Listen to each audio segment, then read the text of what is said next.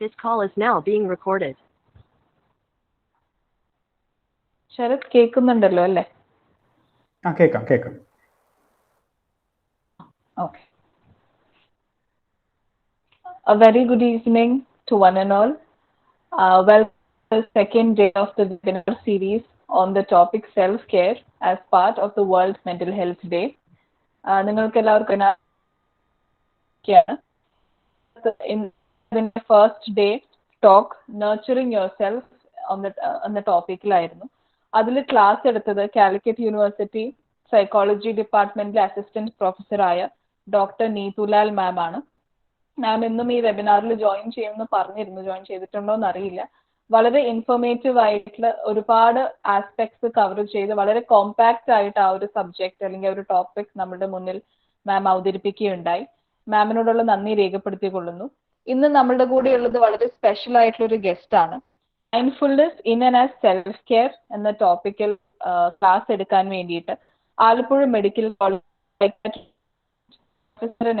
Doctor S നമ്മുടെ ഉള്ളത്. Mental health related ഒരുപാട് ക്ലാസ്സസും സെഷൻസും വെബിനാറൊക്കെ എടുക്കുന്ന ഒരാളാണെന്ന് മനസ്സിലാക്കാൻ ഇടയുണ്ടായാണെന്നും കേട്ടിട്ടുണ്ട്. ഇന്നും നമ്മുടെ സെഷൻ അതുപോലെ ആവും എന്നാണ് കരുതുന്നത്.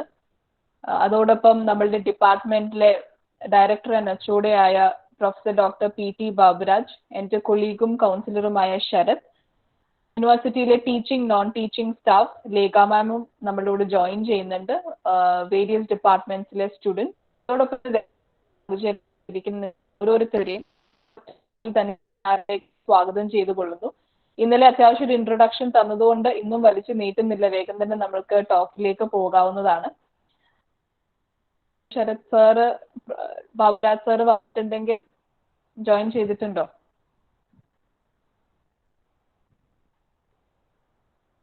ബാബുരാജ് സാറ് തിരക്കിലാണെന്നാണ് പറഞ്ഞത്. സാറ് ശ്രമിക്കാമെന്നാ പറഞ്ഞിരുന്നത്.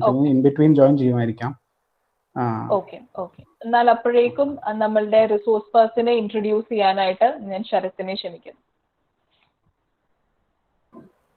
Okay. Hello all, welcome to the day 2. എല്ലാവരും നിങ്ങൾ എത്ര പേര് ശ്രദ്ധിച്ചിട്ടുണ്ടെന്ന് അറിയില്ല, നമ്മുടെ ഗൂഗിൾ മീറ്റ് ലിങ്കിന്റെ എൻഡ് 3 letters നൗ എന്നുള്ളതാണ്. ഐ തിങ്ക് ഇന്നത്തെ ടോപ്പിക്കിന് അത് ഏറ്റവും ചേരുന്ന ഒരു ഇതായി ഭവിച്ചു എന്ന് തോന്നുന്നു. അതായത് ബീയിങ് ഇൻ ദ പ്രസന്റ് എന്നുള്ള ഒരു മൈൻഡ്ഫുൾനെസ് എന്നുള്ള ഇതിൽ ഏറ്റവും ഒരു ഇമ്പോർട്ടൻറ്റ് ഘടകമാണെന്നാണ് ഞാൻ മനസ്സിലാക്കുന്നത്. എനിവേ, നമുക്ക് mindfulness in and as self care എന്നുള്ള ടോപ്പിക്കിൽ വിഷയം അവതരിപ്പിക്കാനായിട്ട് ഡോക്ടർ S കൃഷ്ണനാണ് നമ്മുടെ കൂടെ ഉള്ളത്. കൃഷ്ണൻ സാറ് ആലപ്പുഴ മെഡിക്കൽ കോളേജിലെ സൈക്യാട്രി വിഭാഗം പ്രൊഫസറും HOD-യുമാണ്. അദ്ദേഹം 97 മുതൽ ട്രിവാൻഡ്രം മെഡിക്കൽ കോളേജിലെ സൈക്യാട്രി വിഭാഗത്തിലെ അധ്യാപകനായിട്ട് ഉണ്ടായിരുന്നു. അതുപോലെ നിരവധി പുസ്തകങ്ങൾ എഴുതിയിട്ടുള്ള ഒരാളാണ്. പ്രത്യേകിച്ച് മൈൻഡ്ഫുൾനെസ്സുമായിട്ട് ബന്ധപ്പെട്ട് അലഞ്ഞു തിരിയാത്ത മനസ്സ്, മൈൻഡ്ഫുൾനെസ്സിനൊരു ആമുഖം എന്നുള്ള പുസ്തകവും, പിന്നെ കെട്ട കാലത്തേക്കൊരു കൂട്ടുപുസ്തകം എന്ന് പറഞ്ഞൊരു പുസ്തകം ഇറങ്ങാനുണ്ട് എന്നാണ് ഞാൻ മനസ്സിലാക്കുന്നത്. അതേപോലെ ഓക്സ്ഫോർഡ് മൈൻഡ്ഫുൾനെസ് സെന്ററിൽ നിന്ന് മൈൻഡ്ഫുൾനെസ് ട്രെയിനിങ് ലഭിച്ചിട്ടുള്ള ഒരാളാണ്. അതുപോലെ മൈൻഡ്ഫുൾനെസ് ലൈഫ് മാനേജ്മെന്റ് എന്ന് പറയുന്ന MLM എന്ന് പറയുന്ന ഒരു വർക്ക്ഷോപ്പ് ഡെവലപ്പ് ചെയ്ത് അതിൻ്റെ 100 കണക്കിന് സെഷൻസ് ചെയ്തിട്ടുള്ള ഒരാളാണ്. അതേപോലെ മൈൻഡ്ഫുൾനെസ് യൂണിഫൈഡ് CBT എന്ന് പറയുന്ന യുണീക്ക് ആയിട്ടുള്ള ഒരു സൈക്കോ തെറാപ്പി മെത്തേഡും അദ്ദേഹം പ്രാക്ടീസ് അതിൻ്റെയും വർക്ക്ഷോപ്സ് ധാരാളം കണ്ടക്ട് ചെയ്ത് വരുന്നുണ്ടെന്നാണ് മനസ്സിലാക്കുന്നത്. അപ്പോൾ ഇൻ ഷോർട്ട്, മൈൻഡ്ഫുൾനെസ് എന്നുള്ളൊരു ടോപ്പിക്കിന് നമുക്ക് കിട്ടാവുന്ന ഏറ്റവും മികച്ച ഒരു എക്സ്പേർട്ട് തന്നെയാണ് ഇവിടെ വന്നിട്ടുള്ളത്. അദ്ദേഹം മൈൻഡ്ഫുൾനെസ് എന്നുള്ളത് ഒരു സ്ട്രെസ് മാനേജ്മെന്റ് അല്ലെങ്കിൽ അങ്ങനെ ഒരു റിലാക്സേഷൻ ടെക്നീക്ക് എന്നുള്ളതിന്റെ അപ്പുറം ഇത് എവിടെയൊക്കെ ഇപ്പോൾ മെന്റൽ ഇൽനെസ് ട്രീറ്റ് ചെയ്യാനായിട്ടോ അല്ലെങ്കിൽ അഡോളസൻസ് അല്ലെങ്കിൽ പോലീസ് ഇങ്ങനെയുള്ള സ്പെസിഫിക് ഗ്രൂപ്പുകളിൽ ഇത് എങ്ങനെ അപ്ലൈ ചെയ്യാം, ഓർഗനൈസേഷൻസിൽ അതുപോലെ എഡ്യൂക്കേഷനിൽ ഒക്കെ എങ്ങനെ അപ്ലൈ ചെയ്യാം എന്നുള്ളതിലും സാറ് വിദഗ്ധനാണെന്നാണ് ഞാൻ മനസ്സിലാക്കുന്നത്. പിന്നെ ഞാൻ പേഴ്സണലി ക്ലബ് ഹൗസിൽ സാറിൻ്റെ ഡിസ്കഷൻസ് ഒക്കെ കേട്ടിട്ടുണ്ടായിരുന്നു. അപ്പോൾ അതിലെനിക്ക് ഏറ്റവും സ്ട്രൈക്കിംഗ് ആയിട്ട് തോന്നിയത് മൈൻഡ്ഫുൾനെസ് എന്നുള്ളൊരു വിഷയത്തെ ഇത്രയധികം പോപ്പുലറൈസ് ചെയ്യാൻ ശ്രമിക്കുന്ന ഒരാളാണെങ്കിലും വളരെ ബാലൻസ്ഡ് ആയിട്ടാണ് ഈ വിഷയത്തെ കുറിച്ച് സംസാരിക്കുന്നതെന്ന് എനിക്ക് ഫീൽ ചെയ്തു. അതിനെ എന്താ പറയുക, ഓവർസെൽ ചെയ്യാനായിട്ട് ശ്രമിക്കാതെ കൃത്യമായിട്ട് വസ്തുനിഷ്ഠമായിട്ട് ശാസ്ത്രീയമായിട്ട് അതിനെ അവതരിപ്പിക്കുന്നതായിട്ടാണ് എനിക്ക് പേഴ്സണലി ഫീൽ ചെയ്തിട്ടുള്ളത്.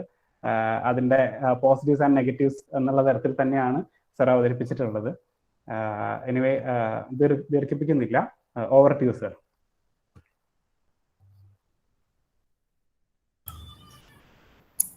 So thank you Sharath G.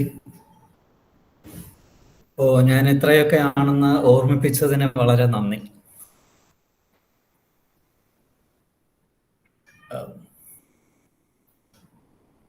പക്ഷെ നിങ്ങൾക്ക് കണ്ടാൽ മനസ്സിലാവും, ഈ ഗ്രൂപ്പിൽ എനിക്ക് തോന്നുന്നത് ഞാൻ കാണുന്ന പിക്ചേഴ്സ് വെച്ച് നോക്കിയാൽ എനിക്ക് ഒരു പ്രത്യേകതയുണ്ട്.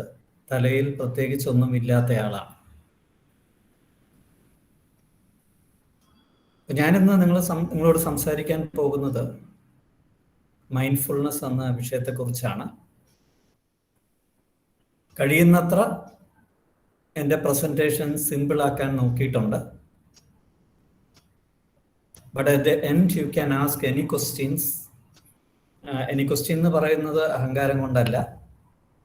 എനിക്കറിയാത്തൊരു ചോദ്യമുണ്ടെങ്കിൽ I will be much more happy than a comment that this was a good presentation or a bad presentation. So we'll go to the presentation.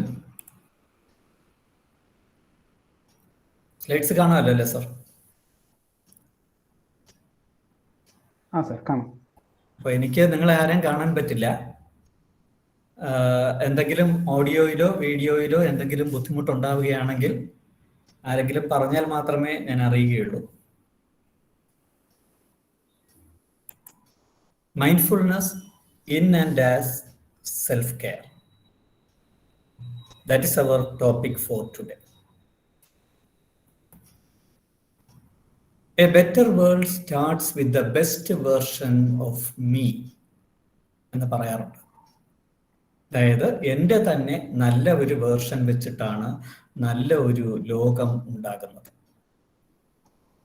നമ്മളെല്ലാം അൾട്ടിമേറ്റ്ലി നല്ല ഒരു ലോകം ഉണ്ടാക്കാൻ ശ്രമിക്കുകയാണ്, നമുക്ക് വേണ്ടിയും മറ്റുള്ളവർക്ക് വേണ്ടി. അതുകൊണ്ട് തന്നെ ഞാനിപ്പോൾ എവിടെ എത്തി ജീവിതത്തിലും അല്ലാതെയും, ഞാൻ എന്താണ്, ഹു ആം ഐ എന്നൊക്കെ ഉള്ള ചോദ്യങ്ങൾ നമ്മൾ പലപ്പോഴും ചോദിക്കാറുണ്ട്. പക്ഷേ ഹൗ ആം ഐ എന്നുള്ള ചോദ്യം പലപ്പോഴും നമ്മളോട് ചോദിക്കാറില്ല. ആ ചോദ്യമാണ് സെൽഫ് കെയർ എന്ന് നമ്മൾ പറയുന്ന ആശയത്തെ പരിപോഷിപ്പിക്കുവാൻ വേണ്ടി നമ്മളോട് ചോദിക്കേണ്ടത്. നമുക്ക് ഇന്നത്തെ കാലം വെച്ച് ഒന്ന് ആലോചിക്കാം. 2019, 20, 21 ജീവിതം മുഴുവൻ ക്ലേശങ്ങൾ കൊണ്ട് നിറഞ്ഞിരിക്കുന്നു എന്നാണ് എല്ലാവരും പറയുന്നത്. ക്ലേശങ്ങൾ മാത്രമാണോ എന്ന് ചോദിച്ചാൽ അല്ല. ക്ലേശങ്ങളല്ലാതെ നല്ല കാര്യങ്ങളും ഒരുപാട് സംഭവിക്കുന്നുണ്ട്. എന്നെ സംബന്ധിച്ച് നോക്കുകയാണെങ്കിൽ ഞാൻ പ്രൊമോഷൻ കിട്ടുന്നത് കോവിഡ് കാലത്താണ്. പക്ഷെ ഞാൻ പറയും ഇത് വളരെ കഷ്ടപ്പാടിന്റെ കാലം. ഇതുപോലെ തന്നെയാണ് എല്ലാവരുടെ ജീവിതത്തിലും നല്ല കാര്യങ്ങൾ കുറച്ചൊക്കെ നടന്നു കാണുമെങ്കിലും എല്ലാവരും പറയുന്നത് ഇത് കഷ്ടപ്പാടിന്റെ ക്ലേശങ്ങളുടെ കാലം. പ്രത്യേകിച്ച് കോവിഡ് എന്ന രോഗവും കോവിഡ് അല്ലാത്ത മറ്റ് രോഗങ്ങളും, ദീർഘനാൾ നീണ്ടു നിൽക്കുന്ന ജീവിതശൈലി രോഗങ്ങൾ, അപ്രതീക്ഷിതമായിട്ടുള്ള മരണങ്ങൾ, ഏകാന്തത, അമിതമായ മാനസിക സമ്മർദ്ദം, വർദ്ധിച്ചു വരുന്ന വിഷാദവും ഉത്കണ്ഠയും, പലപ്പോഴും ഇത് രോഗാവസ്ഥയുടെ തലത്തിലേക്ക് തന്നെ എത്താവുന്ന തരത്തിലുള്ളവ, പൊരുത്തപ്പെടൽ പ്രശ്നങ്ങൾ, സാമ്പത്തികമായ ബുദ്ധിമുട്ടുകൾ, ആത്മീയമായ ബുദ്ധിമുട്ടുകൾ. ആത്മീയത എന്ന് പറയുമ്പോൾ മതപരമായിട്ട് ആലോചിക്കരുത്. ജീവിതത്തിന് ഒരു അർത്ഥം കണ്ടെത്താനുള്ള കഴിവില്ലായ്മ, അതിനെയാണ് ആത്മീയമായ ബുദ്ധിമുട്ട് എന്ന് ഞാൻ ഉദ്ദേശിക്കുന്നത്. വൈകാരികമായ ബുദ്ധിമുട്ടുകൾ, ചിന്തകളിലുള്ള ബുദ്ധിമുട്ടുകൾ, ഇതെല്ലാം വർദ്ധിച്ചു കൊണ്ടിരിക്കുന്ന ഒരു കാലമാണിത്. ഇത് ഇന്നത്തെ കാലത്തിന്റെ മാത്രം പ്രത്യേകതയാണോ എന്ന് ചോദിച്ചാൽ അല്ല. ഏകദേശം 2500 വർഷം മുൻപ് തന്നെ ഈ പ്രശ്നങ്ങളെല്ലാം പല രൂപത്തിൽ, ക്ലേശം അല്ലെങ്കിൽ കഷ്ടപ്പാട് എന്ന് നമ്മൾ പറയുന്ന കാര്യങ്ങൾ പല രൂപത്തിലുണ്ടായിരുന്നു. ജീവിതം മുഴുവൻ മിസറീസ് കൊണ്ട്, ക്ലേശം കൊണ്ട് നിറഞ്ഞതാണ്. അവേർഷൻ ആൻഡ് അറ്റാച്ച്മെന്റ്, എന്തിനോടെങ്കിലും അമിതമായുള്ള താല്പര്യവും അതിനോടുള്ള വെറുപ്പുമാണ് പലപ്പോഴും ജീവിതത്തിൽ ക്ലേശങ്ങൾ നിറയ്ക്കുന്നത്. ഇതിൽ നിന്ന് പുറത്തേക്ക് വഴിയുണ്ട്. ആ വഴികളിൽ ഏറ്റവും പ്രധാനപ്പെട്ട കാര്യത്തെ പറ്റിയാണ് നാം സംസാരിക്കുന്നത്, മൈൻഡ്ഫുൾനെസ്. ഈ ക്ലേശങ്ങളിൽ നിന്ന് പുറത്തേക്ക് കടക്കണമെങ്കിൽ ക്ലേശങ്ങളെയും ജീവിതത്തെയും ഒക്കെ നമ്മൾ നല്ല രീതിയിൽ മനസ്സിലാക്കണം. നല്ല ചിന്തകൾ, നല്ല വാക്ക്, നല്ല പ്രവൃത്തി, നല്ല ജീവനം, നല്ല പരിശ്രമം, ശരിയായ ശ്രദ്ധ, ശരിയായ ഏകാഗ്രത, ഇങ്ങനെ ഈ കാര്യങ്ങളെല്ലാം നമ്മൾ അൾട്ടിമേറ്റ്ലി നോക്കുകയാണെങ്കിൽ ഇതെല്ലാം നമ്മുടെ തലച്ചോറിന്റെ കർമ്മധർമ്മങ്ങളാണ്. അതുകൊണ്ട് തന്നെ ഈ തലച്ചോറിന്റെ കർമ്മധർമ്മങ്ങളെ എങ്ങനെ കൈകാര്യം ചെയ്യാം എന്നുള്ളതിനെ പറ്റി നാം മനസ്സിലാക്കേണ്ടതുണ്ട്. ഇതൊരു ആർട്ടാണ്, സയൻസ് ആണ്. അതിനെ പറ്റിയാണ് നമ്മൾ ഇന്ന് പറയാൻ പോകുന്നത്. തലച്ചോറിനെ പറ്റി പറയുമ്പോൾ ഫ്രോണ്ടൽ ലോബ് എന്ന് പറയുന്ന തലയുടെ മുൻഭാഗത്തിരിക്കുന്ന ഭാഗം, ടെമ്പറൽ ലോബ് എന്ന് പറയുന്ന വശത്ത് താഴെ ചെവിയുടെ തൊട്ട് മുകളിലായിട്ടിരിക്കുന്നത്, അതിന് മുകളിലായിട്ടിരിക്കുന്ന പെരൈറ്റൽ ലോബ്, തലയുടെ പിൻഭാഗത്തുള്ള ഒക്സിപിറ്റൽ ലോബ്, സെറിബെല്ലം തലയുടെ പുറം ഭാഗത്തിരിക്കുന്നത്, ബ്രെയിൻ സ്റ്റെം തലച്ചോറും സ്പൈനൽ കോഡും തമ്മിൽ ബന്ധിപ്പിക്കും. ഇതിനെല്ലാം നമ്മുടെ ജീവിതത്തിന്റെ, നമ്മൾ നേരത്തെ പറഞ്ഞതുപോലെ ചിന്തകളെയും ഇമോഷൻസിനെയും നമ്മുടെ വെൽബീയിങ്ങിനെയും ഒക്കെ നിയന്ത്രിക്കുന്നത്. നമ്മൾ പലപ്പോഴും വിചാരിക്കുന്നത് മാനസിക സമ്മർദ്ദം വന്നാൽ പോലും തലച്ചോറാണ് ആദ്യം പ്രവർത്തന നിരതമാകുന്നത്. ബ്രെയിൻ സ്റ്റെം ആണ് ഒരു മാനസിക സമ്മർദ്ദം വന്നാൽ ആദ്യം പ്രവർത്തന നിരതമാകുന്നത്. Self care, mindfulness in and as self care, that is our topic for today.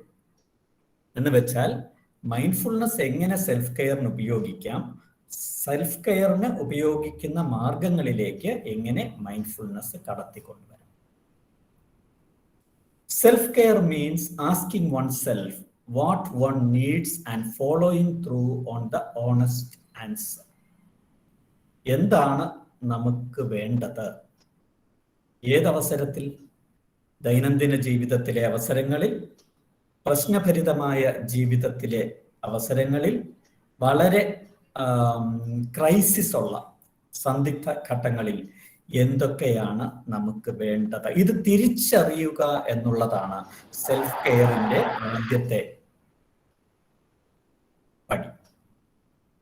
ഇതിനൊരു ആക്റ്റീവായ റോൾ എടുക്കണമെങ്കിൽ നമുക്ക് 4 കാര്യങ്ങൾ വേണം. ഒന്ന്, നമ്മൾ എന്താണെന്നും നമ്മൾ എന്താണ് ചെയ്യാൻ പോകുന്നതെന്നും അറിയണം. അതിനുള്ള കഴിവ് നമുക്കുണ്ടോ എന്ന് തിരിച്ചറിയണം. അതിനുള്ള ഉപകരണങ്ങൾ എന്തൊക്കെയാണെന്ന് തിരിച്ചറിയണം. അതെങ്ങനെ ചെയ്യണമെന്ന് തിരിച്ചറിയണം. അതിന് വേണ്ട റിസോഴ്സുകൾ നമുക്കുണ്ടോ എന്നറിയാം. Self care is a basic human right of which we are not aware of. നമ്മുടെ ഒരു മനുഷ്യാവകാശമാണ് അല്ലെ? പല്ല് വൃത്തിയാക്കണം എന്ന് പറഞ്ഞ് അഡ്വർടൈസ്മെന്റ് കൊടുക്കാറുണ്ട്. പല്ല് കേടായാൽ എന്ത് പറ്റുമെന്ന് സ്കൂളിൽ പഠിപ്പിക്കാറുണ്ട്. പല്ലിന് ചെറിയ വേദന വന്നാൽ ഡെന്റിസ്റ്റിനെ കാണും.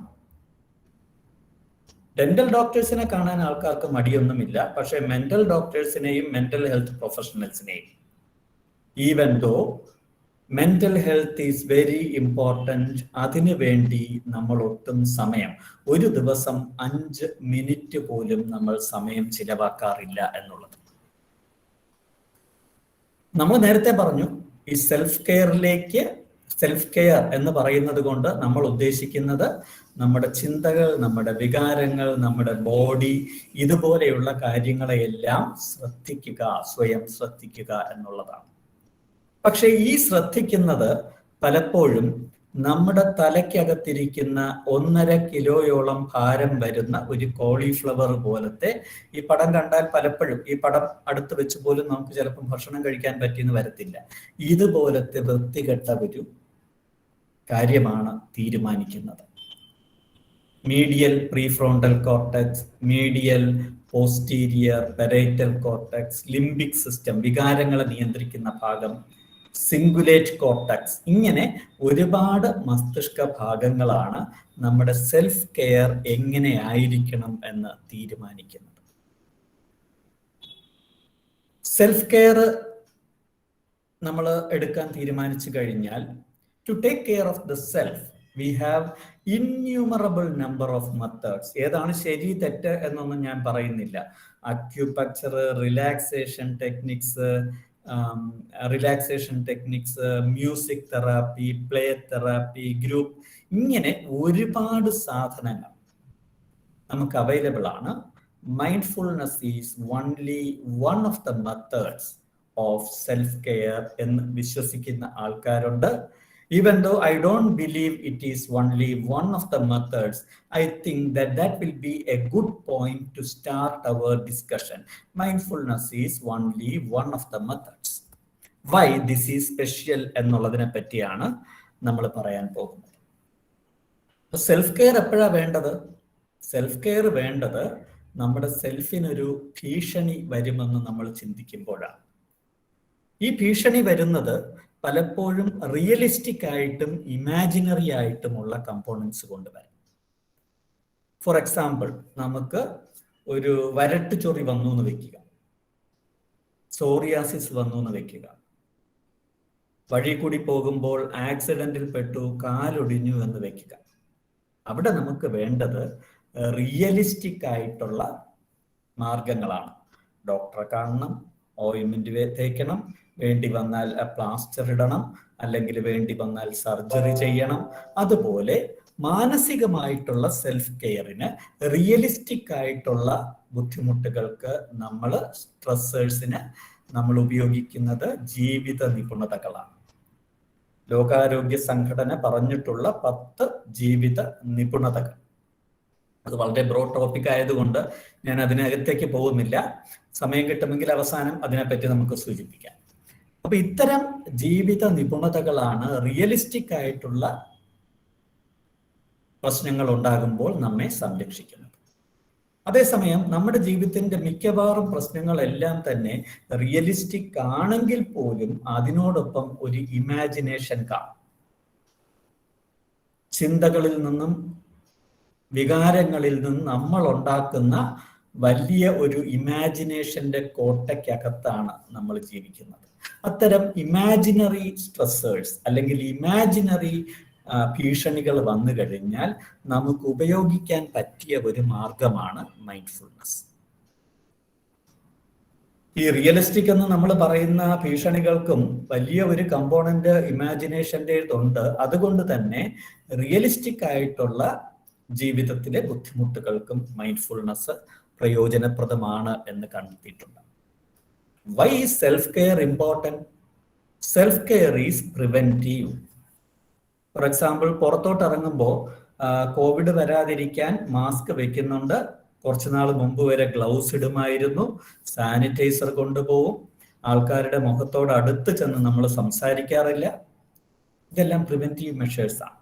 ഇതുപോലെ തന്നെ സെൽഫ് കെയർ നമ്മൾ പഠിച്ചു കഴിഞ്ഞാൽ നമ്മളെ സംരക്ഷിക്കാനുള്ള ഒരു preventive മെഷറാണ്. This helps to be prepared for moments of crisis. ജീവിതത്തിൽ ഉണ്ടാകുന്ന ബുദ്ധിമുട്ടുകളുടെ അവസരങ്ങളിൽ നമ്മളെ തയ്യാറെടുത്തിരിക്കാൻ അത് പഠിപ്പിക്കും. മറ്റുള്ളവർക്ക് വേണ്ടി, നമ്മുടെ ഫെല്ലോ ബീയിങ്സിന് വേണ്ടി പ്രിപ്പയർ ചെയ്തിരിക്കാനും mindfulness, self care self care ഉണ്ടെങ്കിൽ നമുക്ക് സാധിക്കും. ഈ സെൽഫ് കെയർ നമുക്കുണ്ടെങ്കിൽ സ്ട്രെസ്സിൽ നിന്നും, ഡിപ്രഷനിൽ നിന്നും, ആൻസൈറ്റിയിൽ നിന്നും ഒക്കെ നമുക്ക് വലിയൊരു പരിധി വരെ ഇമ്മ്യൂണിറ്റി നേടിയെടുക്കാൻ പറ്റും. സെൽഫ് കെയർ ഉള്ള ആൾക്ക് ഡിപ്രഷൻ വരില്ല എന്നൊന്നും ഞാൻ പറയുന്നില്ല, പക്ഷെ വന്നാൽ തന്നെ കുറച്ചുകൂടി നന്നായിട്ട് അതിൽ കൂടി തുഴഞ്ഞ് പുറത്തേക്ക് കടക്കാൻ പറ്റും. അതിജീവന ശേഷി വർദ്ധിക്കും, റെസിലിയൻസ്, ക്വാളിറ്റി ഓഫ് ലൈഫ്, ജീവിത നിലവാരം വർദ്ധിക്കും. സെൽഫ് കെയറിന് നമുക്ക് പല തരത്തിലായിട്ട് ഡിവൈഡ് ചെയ്യാം. ഫിസിക്കൽ, നമ്മുടെ ശരീരത്തിന്റെ സെൽഫ് കെയർ. ബിഹേവിയറൽ, നമ്മുടെ പെരുമാറ്റ രീതികളുടെ, മദ്യപാനം, ലഹരി ഇതൊന്നുമില്ലാതെ പ്രോപ്പറായിട്ട് ഉറങ്ങി, ഇതൊക്കെ നമ്മുടെ പെരുമാറ്റങ്ങളാണ്. കോഗ്നിറ്റീവ്, നമ്മുടെ ചിന്തകൾ തീർക്കുന്ന കള്ളങ്ങൾ മനസ്സിലാക്കാനും ചിന്തകളെ സംരക്ഷിക്കാനും നമ്മുടെ വികാരങ്ങളുടെ അടിയിൽപ്പെട്ടു പോകാതെ വികാരങ്ങൾ നമ്മുടെ വിചാരങ്ങളെ ഹൈജാക്ക് ചെയ്തുകൊണ്ട് പോകാതെ നമുക്ക് നമ്മളെ സംരക്ഷിക്കാൻ പറ്റും. വ്യക്തിബന്ധങ്ങളെ സംരക്ഷിക്കാൻ പറ്റും. നമ്മുടെ ജീവിതത്തിനൊരു ലക്ഷ്യം കണ്ടെത്താൻ പറ്റും. Spiritual self care.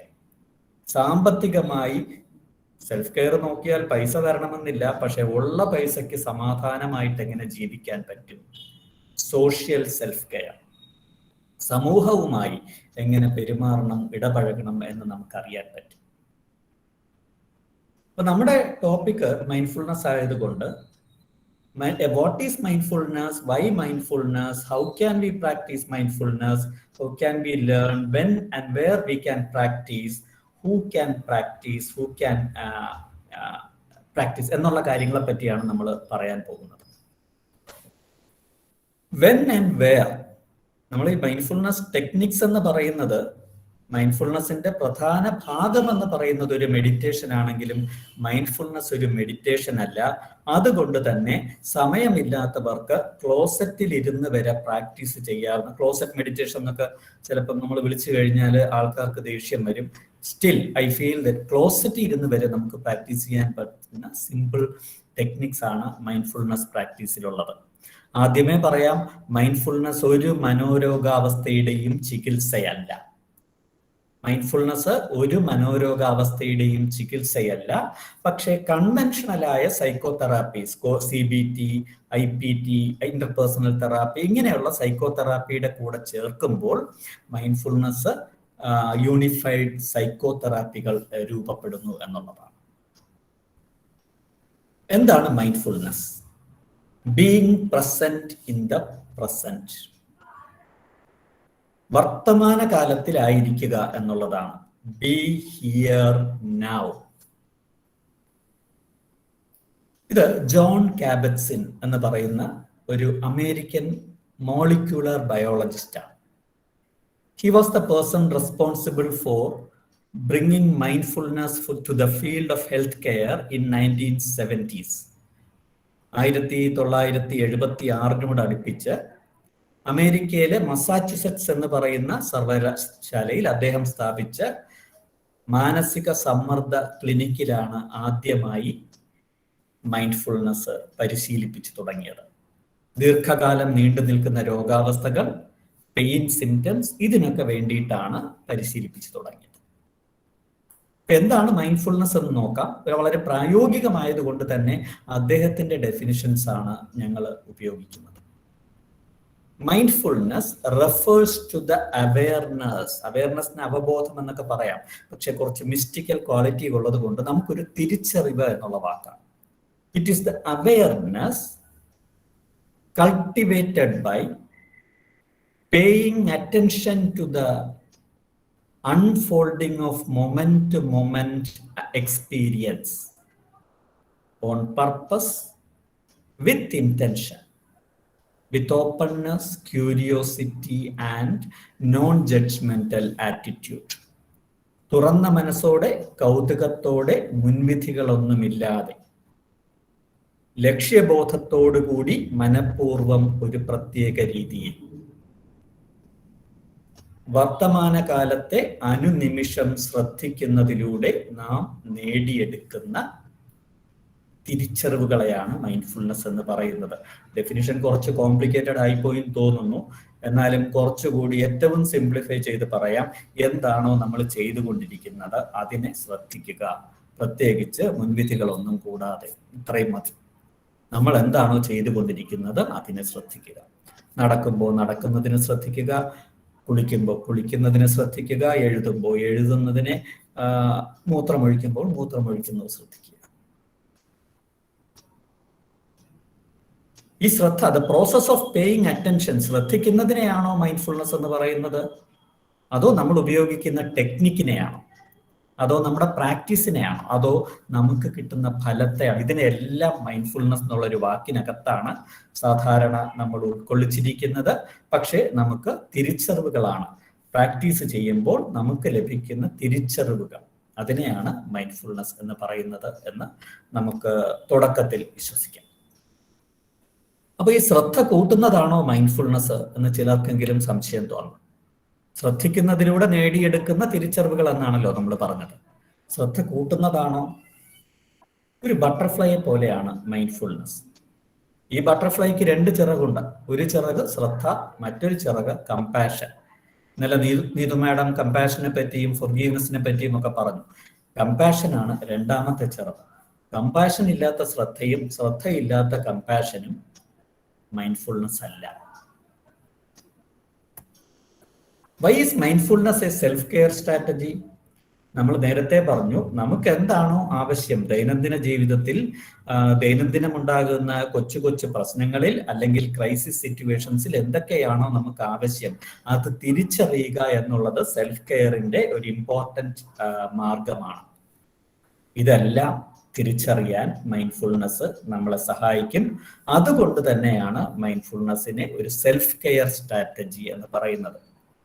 പലരും പറയാറുണ്ട് മൈൻഡ്ഫുൾനെസ് ഒരു ബുദ്ധമതത്തിൽ നിന്ന് വന്നതാണ്. ഞങ്ങൾ തന്നെ ആദ്യം പഠിപ്പിക്കാൻ തുടങ്ങിയപ്പോൾ ബുദ്ധമതം പഠിപ്പിക്കുകയാണ് എന്നായിരുന്നു ഒരു വിമർശനം. മൈൻഡ്ഫുൾനെസ് ബുദ്ധന് മുൻപും ഉണ്ടായിരുന്നു. ബുദ്ധൻ ഒരുപാട് കാര്യങ്ങൾ ഒരുമിച്ച് ചേർത്തപ്പോൾ അതിനകത്ത് മൈൻഡ്ഫുൾനെസ് വന്നു. പിന്നെ മൈൻഡ്ഫുൾനെസ് എന്ന് പറയുന്നതിന് നമ്മൾ അവയർനെസ് അല്ലെങ്കിൽ ശ്രദ്ധിക്കുക എന്നൊക്കെ എടുത്തു കഴിഞ്ഞാൽ എല്ലാ മതവിഭാഗങ്ങളിലും എല്ലാ സംസ്കാരങ്ങളിലും മനുഷ്യന്റെ ശ്രദ്ധ കൂട്ടാനും അവന്റെ ജീവിതം സമാധാനപ്രദമാക്കാനും കണ്ടുപിടിച്ച മാർഗങ്ങളിലെ കൂടെ മൈൻഡ്ഫുൾനെസ് അല്ലെങ്കിൽ അവയർനെസ് ഉണ്ടായിരുന്നു. നമ്മുടെ നാട്ടിലാണെങ്കിൽ യോഗ, ജപ്പാനിലൊക്കെ ടൈച്ചി, ഇച്ചിഗായി, അങ്ങനെയൊക്കെയുള്ള കുറച്ച് കാര്യം, ഇതിലെല്ലാം അവയർനെസ് ഉണ്ട്. എന്തുകൊണ്ട് മൈൻഡ്ഫുൾനെസ്? ഇന്ന് ഏറ്റവും കൂടുതൽ റിസർച്ച് നടന്നുകൊണ്ടിരിക്കുന്ന extensively research and evidence based ബ്രാഞ്ചാണ് മൈൻഡ്ഫുൾനെസ്. 2000 10 പ്രസിദ്ധീകരണങ്ങൾ മാത്രം ഉണ്ടായിരുന്ന സ്ഥലത്ത് നിന്നും 2010 ആയപ്പോൾ 147, 2020 ആയപ്പോൾ 1153ഓളവും good quality scientific publications are coming out. ഈ പ്രസിദ്ധീകരണങ്ങൾ കൊണ്ട് മാത്രമാകുമോ? 21ാം നൂറ്റാണ്ട് എന്ന് പറയുമ്പോൾ അത് മസ്തിഷ്കം, ഈ 21ാം നൂറ്റാണ്ടിലെ ഭാഷ എന്ന് പറയുന്നത് ഇംഗ്ലീഷും മലയാളവും തമിഴും ലാറ്റിനും ഒന്നുമല്ല. 21ാം നൂറ്റാണ്ടിന്റെ ശാസ്ത്രീയ ഭാഷ എന്ന് പറയുന്നത് മസ്തിഷ്കമാണ്, മസ്തിഷ്ക ഭാഷയാണ്. ബ്രെയിനെ അറിഞ്ഞാൽ എല്ലാം അറിയുമോ എന്ന് ചോദിച്ചാൽ ആയി എന്ന് ഞാൻ പറയുന്നില്ല. പക്ഷേ ബ്രെയിനെ അറിഞ്ഞാൽ നമുക്ക് മറ്റൊരു മനുഷ്യനെ കുറച്ചുകൂടി നന്നാക്കി മനസ്സിലാക്കാൻ പറ്റും. നമ്മുടെ തലച്ചോറിനെ അറിഞ്ഞാൽ വേറൊരാളുടെ തലച്ചോറിനെ അറിയാൻ പറ്റും. വേറൊരാളുടെ തലച്ചോറിനെ അറിഞ്ഞാൽ അയാളെ പറ്റി നമുക്ക് എന്തുകൊണ്ട് തലേ ദിവസം വരെ സ്നേഹത്തോടു കൂടി പെരുമാറിക്കൊണ്ടിരിക്കുന്ന കുട്ടികളിൽ 2 പേരിൽ ഒരാൾ പിച്ചാത്തി എടുത്ത് കുത്തുന്നു, എന്തുകൊണ്ട് ചില പ്രത്യേക അവസരങ്ങളിൽ കഴുത്ത് മുറിക്കുന്നു, തൂങ്ങി മരിക്കുന്നു, ഇതൊക്കെ ആത്മഹത്യ ചെയ്യുന്നു, ഇതിനൊക്കെ ഉത്തരം നമുക്ക് മസ്തിഷ്കത്തിൽ കൂടിയാണ് കിട്ടാൻ എളുപ്പം.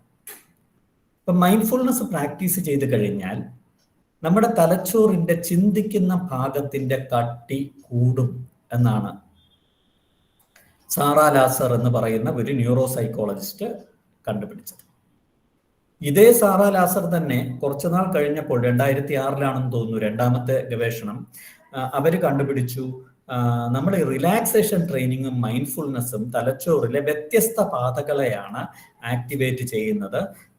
മൈൻഡ്ഫുൾനെസ് വെറും റിലാക്സേഷൻ മാത്രമല്ല, അതിനപ്പുറത്തൊരു കാര്യം കൂടി. എന്ന് വെച്ചാൽ ഏകദേശം 25ഓളം കൊല്ലമായി ഞാൻ ഉപയോഗിച്ചു കൊണ്ടിരിക്കുന്ന ജേക്കബ്സൺസ് പ്രോഗ്രസീവ് മസിൽ റിലാക്സേഷൻ 1.5 മണിക്കൂർ എടുത്ത് 1 മാസം പഠിപ്പിക്കുകയും അതിനുശേഷം മിനി JPMRലേക്ക് പോവുകയും ചെയ്യുന്നതിന് പകരം അതേ പ്രയോജനം 15-30 മിനിറ്റ് മൈൻഡ്ഫുൾനെസിന്റെ ചില ടെക്നിക്കുകൾ കൊണ്ട് നമുക്ക് സൃഷ്ടിച്ചെടുക്കാൻ സാധിക്കും.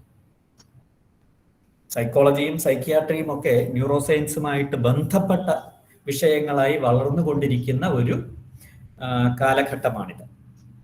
അതുകൊണ്ടാണ് ഈ 2ാമത്തെ ആശയം ന്യൂറോപ്ലാസ്റ്റിസിറ്റി, തലച്ചോറിനുണ്ടാകുന്ന ഫ്ലെക്സിബിലിറ്റി, പശ്ചിമ, അതിനെയാണ് ന്യൂറോപ്ലാസ്റ്റി. അനുഭവങ്ങൾക്കനുസരിച്ച് നമ്മുടെ തലച്ചോറിന്റെ കോശങ്ങളിൽ ഉണ്ടാകുന്ന മാറ്റം. ഈ ന്യൂറോപ്ലാസ്റ്റിസിറ്റി പണ്ട് നമ്മൾ വിചാരിച്ചിരുന്നത് ജനിച്ചു കഴിഞ്ഞാൽ ഒരു 22-25 വയസ്സ് വരെ തലച്ചോറ് വളരും. അത് കഴിഞ്ഞാൽ പിന്നെ ഇതൊരു പാറക്കെട്ട് പോലെ ഇരിക്കും. പക്ഷെ ഇപ്പോ ഏത് പ്രായത്തിലും നമ്മൾ ശ്രമിച്ചാൽ തലച്ചോറിന്റെ ഘടനയിലും കർമ്മധർമ്മങ്ങളിലും സ്ട്രക്ചറൽ ആൻഡ് ഫങ്ഷണൽ ന്യൂറോപ്ലാസ്റ്റിസിറ്റി മാറ്റങ്ങൾ വരുത്താൻ സാധിക്കും.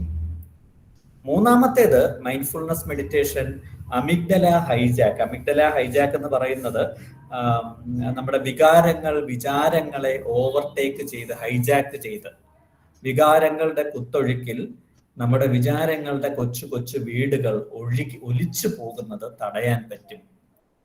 അല്ലെ? ആ വികാരങ്ങളുടെ വേലിയേറ്റം ഉണ്ടാകുമ്പോഴാണ് പലപ്പോഴും നമ്മൾ ചീത്ത വിളിക്കുന്നത്, നമ്മൾ പലപ്പോഴും ആത്മഹത്യയെക്കുറിച്ച് ചിന്തിക്കുന്നത്, മറ്റൊരാളെ തല്ലുന്നത്, ചീത്ത വിളിക്കുന്നത്. ഇതൊക്കെ ന്യൂറോജെനസിസ് ആൻഡ് സിനാപ്റ്റോജെനസിസ്, പുതിയ സിനാപ്സുകൾ.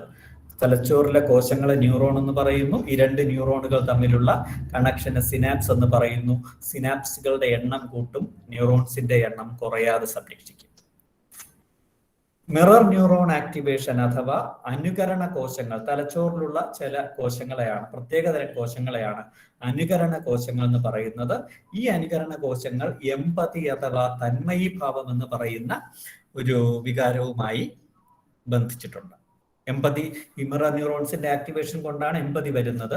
മൈൻഡ്ഫുൾനെസ് പ്രാക്ടീസ് ചെയ്താൽ എമ്പതി വർദ്ധിക്കുമെന്ന് വ്യക്തമായ തെളിവുകൾ ഗവേഷണങ്ങളിലൂടെ നമുക്കിന്ന് ലഭിച്ചിട്ടുണ്ട്. അതുപോലെ തന്നെ ശ്രദ്ധ, കോൺസെൻട്രേഷൻ, വർക്കിംഗ് മെമ്മറി, ഇതിനൊക്കെ ബെനിഫിറ്റ്സ് എന്തൊക്കെയാണെന്ന് ചോദിച്ചാൽ സ്ട്രെസ് കുറയും, ഉറക്കം കുറച്ചുകൂടി നന്നാവും, ചിന്തകളുടെ അയവിറക്കൽ കുറയും, കോൺസെൻട്രേഷൻ കൂടും, ആൻസൈറ്റിയും ഡിപ്രഷനും ഉണ്ടായാൽ തന്നെ മൈൻഡ്ഫുൾനെസ് ബേസ്ഡ് സൈക്കോതെറാപ്പികൾ കൂടി അതിന്റെ പുനരാവർത്തന സാധ്യത, വിഷാദ രോഗത്തിന്റെ പുനരാവർത്തന സാധ്യത അല്ലെങ്കിൽ റിലാപ്സ് റേറ്റ് 50% നമുക്ക് കുറച്ചെടുക്കാൻ പറ്റും. ക്രിയേറ്റിവിറ്റി വർദ്ധിപ്പിക്കാൻ പറ്റും.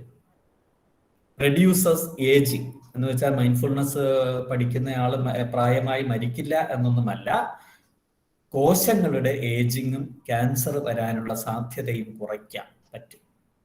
ജീവിത നിപുണതകൾ കുറച്ചുകൂടി, ജീവിത നിപുണതകളെല്ലാം വരുന്നത് തലച്ചോറിലെ ചില സർക്യൂട്ടുകൾ ആക്ടിവേറ്റഡ് ആയിട്ടാണ്. നേരത്തെ നമ്മൾ പറഞ്ഞ മീഡിയൽ പ്രീഫ്രോണ്ടൽ കോർട്ടക്സ്, ലിംബിക് സിസ്റ്റം, ഇങ്ങനെ ഒരുപാട് ഭാഗങ്ങളുണ്ട്. അപ്പൊ ഈ തലച്ചോറിലെ ഭാഗങ്ങൾ ആക്ടിവേറ്റഡ് ആയിക്കഴിഞ്ഞ് ജീവിത നിപുണതകൾ വളർത്തിയെടുക്കാനുള്ള സാഹചര്യമൊരുക്കും. ശാരീരികവും മാനസികവുമായ ആരോഗ്യ പ്രശ്നങ്ങളെ അതിലൂടെ കൈകാര്യം ചെയ്യാൻ സഹായിക്കും. ബ്രെയിൻ ഫംഗ്ഷൻ ഇംപ്രൂവ് ചെയ്യും. ദീർഘകാലമായി നീണ്ടു നിൽക്കുന്ന വേദനയുള്ളവരിൽ മൈൻഡ്ഫുൾനെസ് പ്രയോജനപ്രദമാണ്. ചിന്തകൾ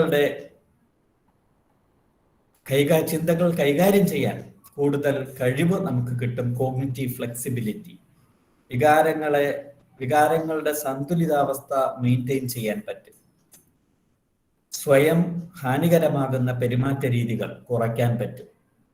improved health, wellbeing and quality of life and അതിജീവന ശേഷി വർദ്ധിപ്പിക്കും.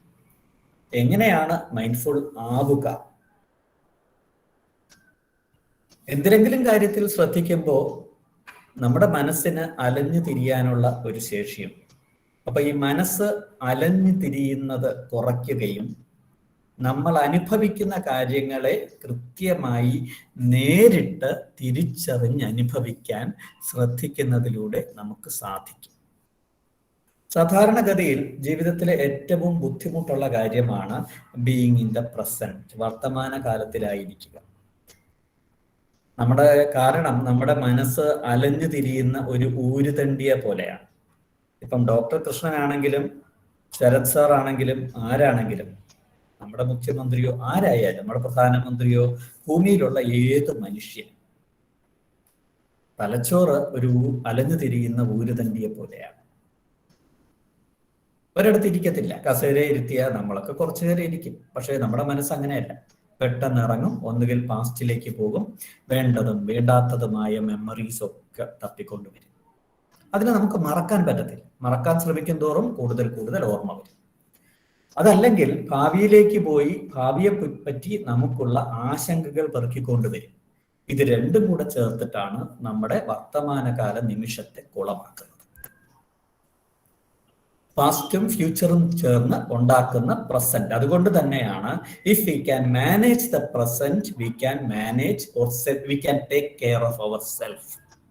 സെൽഫ് കെയറിലെ ഏറ്റവും പ്രധാനപ്പെട്ട കാര്യം എന്താണെന്ന് വെച്ചാൽ managing the present. Any method which is used to manage the present is a mindfulness technique. 5 തരം ആങ്കർ അല്ലെങ്കിൽ നങ്കൂരങ്ങളിൽ 5 തരം നങ്കൂര വസ്തുക്കൾ എന്ന് പറയാം. പക്ഷെ അതൊരു വല്ലാത്ത മലയാളമാണ്, അതുകൊണ്ട് ആംഗലേയ പദം തന്നെ ഉപയോഗിക്കാം. 5 തരം ആങ്കേഴ്സിൽ ശ്രദ്ധിക്കുന്നതിലൂടെയാണ് മൈൻഡ്ഫുൾനെസ് എന്ന് പറയുന്ന മാനസികാവസ്ഥ കൾട്ടിവേറ്റ് ചെയ്യാൻ നമ്മൾ ശ്രമിക്കുന്നത്. ബ്രത്ത്, ശ്വാസം, ശരീരം, ചിന്തകൾ, വികാരങ്ങൾ, ചുറ്റുപാടുകൾ. Breath, body, thought, emotion and surroundings. Surroundings എന്ന് പറയുമ്പോൾ അതിലെ കാഴ്ചകളും നമ്മുടെ അനുഭവിക്കുന്ന ഗന്ധങ്ങളും ഒക്കെ വരും.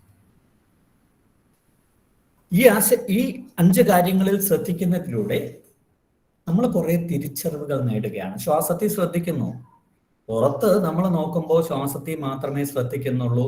പക്ഷെ അൾട്ടിമേറ്റ്ലി നമ്മൾ നോക്കുമ്പോൾ നമ്മൾ തലച്ചോറിനെ തൊട്ട് തടവി സാന്ത്വനിപ്പിച്ച് ഈ വർത്തമാനകാല നിമിഷത്തിൽ ഒന്ന് അടക്കി കിടത്താൻ, കൊച്ചു കുഞ്ഞിനെ ഉറക്കുന്നത് പോലെ അവനെ ഒരിക്കലും നമ്മൾ ഒരു വയസ്സ് താഴെയുള്ള കൊച്ചിനെ അടിച്ചുറക്കാറുണ്ടോ? ഇല്ല. നമ്മൾ പതുക്കെ തൊട്ട് തടവി മോളെ, മോനെ, ചക്കരെ എന്നൊക്കെ വിളിച്ച് ഒരു പാട്ടൊക്കെ പാടിക്കൊടുത്ത് ആണ് ഉറക്കുന്നത്. അതുപോലെ നമ്മുടെ ശ്വാസത്തിൽ ശ്രദ്ധിക്കുന്നതിലൂടെ തലച്ചോറിനെ ഒന്ന് അടക്കിയിരുത്താൻ, സാന്ത്വനിപ്പിക്കാൻ, കാമാക്കാൻ, ശാന്തമാക്കാനാണ് നമ്മൾ ശ്രമിക്കുന്നത്.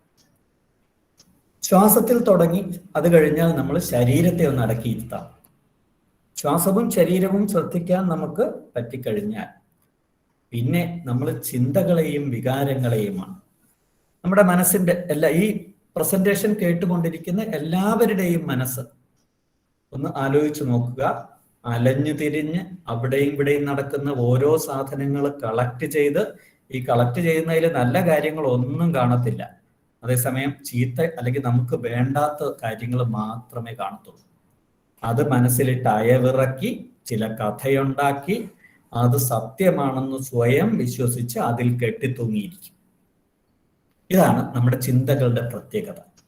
ഈ കെട്ടിത്തൂങ്ങിയിരിക്കുന്ന ചിന്തകൾ പലപ്പോഴും വികാരങ്ങൾക്ക് ജന്മം നൽകും. അല്ലെങ്കിൽ മനസ്സിന്റെ അടിയിലുള്ള വികാരങ്ങൾ ഇതിലേതെങ്കിലും ഒരു ചിന്തയുടെ പുറത്ത് കൊളുത്തി ആ ചിന്തകളെ മുമ്പിലേക്ക് കൊണ്ടുവരും.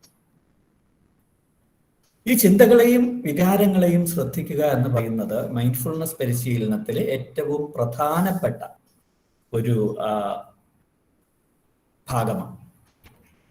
വികാരങ്ങളെ കൈകാര്യം ചെയ്തു കഴിഞ്ഞാൽ അവിടെയാണ് നമ്മൾ കമ്പാഷൻ എന്ന് പറയുന്ന ഒരു അഡീഷണൽ ഫാക്ടറിലേക്ക് വരുന്നത്. കമ്പാഷൻ എന്ന് പറയുന്നത് എൻ്റെ സഫറിങ് തിരിച്ചറിയാൻ പറ്റണം. അങ്ങനെ പറ്റിയാൽ വേറൊരാളുടെ സഫറിങ് തിരിച്ചറിയാൻ പറ്റും. എൻ്റെ സഫറിങ് പോലെ തന്നെയാണ് അയാളുടെ സഫറിങ് എന്ന് തിരിച്ചറിയാൻ പറ്റും. എന്തെങ്കിലും ഒരു കാര്യം ചെയ്ത് അയാളുടെ സഫറിങ്, ഞാൻ കഷ്ടപ്പെടാതെ അയാളുടെ സഫറിങ് കുറയ്ക്കണം എന്ന ഒരു തോന്നലുണ്ടാകും. അതിനുവേണ്ടി നമ്മൾ എന്തെങ്കിലും ചെയ്യും. ഇതിനെയാണ് നമ്മൾ കമ്പാഷൻ എന്ന് പറയുന്നത്. ഈ കമ്പാഷൻ വളർത്തിയെടുക്കുവാനുള്ള നല്ല ഒരു മാർഗമാണ് മൈൻഡ്ഫുൾനെസ്. മൈൻഡ്ഫുൾനെസ് ബേസ്ഡ് സൈക്കോതെറാപ്പിയെ നമ്മൾ ഡിഫറെന്റ് വേവ്സ് ഓഫ് സൈക്കോതെറാപ്പി ഉണ്ടല്ലോ. ഈ പരിപാടിയിലുള്ള മിക്കവാറും എല്ലാവരും സൈക്കോളജിസ്റ്റുകളാണെന്ന് കരുതുന്നു.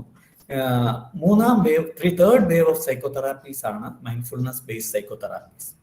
And the fourth wave of psychotherapy എന്ന് പറയുന്നത് compassion focused psychotherapy. So this is one area, compassion is one area where young psychologists can do much research on. Mindfulness പഠിക്കാൻ വേണ്ടിയിട്ട് Sarath sir, ഞാൻ ഒരുപാട് പതുക്കെയാണോ പോകുന്നത്? ഇല്ല സാർ, കുഴപ്പമില്ല. ടൈം ഉണ്ട് സാർ. ആവുമ്പോ സാർ ഒന്ന് പറഞ്ഞേക്കണേ. ടൈം ഉണ്ട് സാർ, കുഴപ്പമില്ല. മൈൻഡ്ഫുൾനെസ് പ്രാക്ടീസിനെ നമ്മൾ പൊതുവെ പഠിപ്പിക്കുന്നത് formal and informal techniques. Formal എന്ന് വെച്ചാൽ വളരെ ഔപചാരികമായ കൃത്യമായ രൂപരേഖ എഴുതി തയ്യാറാക്കി നമ്മൾ പരിശീലിക്കുന്ന ചില കാര്യങ്ങൾ. For example guided mindfulness meditation, body scan, ഇങ്ങനെയുള്ള ചില കാര്യങ്ങൾ. ഇൻഫോർമൽ എന്ന് വെച്ചാൽ നമ്മുടെ ദൈനംദിന ജീവിതത്തിലെ ഓരോ കാര്യങ്ങളിലേക്ക് ശ്രദ്ധയും കമ്പാഷനും കൊണ്ടുവരിക. ഫോർ എക്സാമ്പിൾ മൈൻഡ്ഫുൾ ഈറ്റിംഗ്, അത് ഫോർമലായിട്ടും ഇൻഫോർമലായിട്ടും ചെയ്യാം. പലപ്പോഴും മൈൻഡ്ഫുൾ ബേത്തിങ്, കുളിക്കുന്നത്, that is an informal way. നടക്കുന്നത് ഇൻഫോർമൽ മൈൻഡ്ഫുൾനെസ് പ്രാക്ടീസ് ആണ്. മൈൻഡ്ഫുൾനെസ് ഇന്റർവെൻഷൻ, ലോകത്ത് പല ഭാഗങ്ങളിലായി ഒരുപാട് മൈൻഡ്ഫുൾനെസ് ബേസ്ഡ് ഇന്റർവെൻഷൻസ് ഉണ്ട്. They teach one to break free from established pattern. കുറെ നാള് പരിശീലിച്ച് എസ്റ്റാബ്ലിഷ്ഡ് പാറ്റേൺ, ഓട്ടോമാറ്റിക് ആയിട്ട് സംഭവിച്ചുകൊണ്ടിരിക്കുന്ന നമ്മുടെ ജീവിതത്തിലെ പല കാര്യങ്ങളിൽ നിന്നും മാറി ഡിസ്ട്രാക്ഷനും ഓവർ തിങ്കിങ്ങും റുമിനേഷനും വറിയും കുറയ്ക്കാൻ വേണ്ടിയിട്ടാണ് മൈൻഡ്ഫുൾനെസ് ബേസ്ഡ് ഇന്റർവെൻഷൻ നമ്മളെ സഹായിക്കുന്നത്.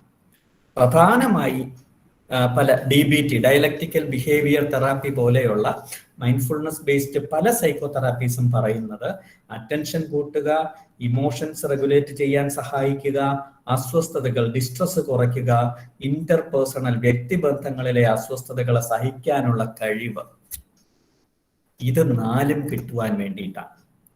പക്ഷെ സാധാരണഗതിയിൽ ഒന്ന് ആലോചിച്ച് നോക്കിയേ, മിക്കവാറും സമയങ്ങളിൽ most of the time we run on an automatic pilot, not paying attention to our inner world of thoughts and emotion.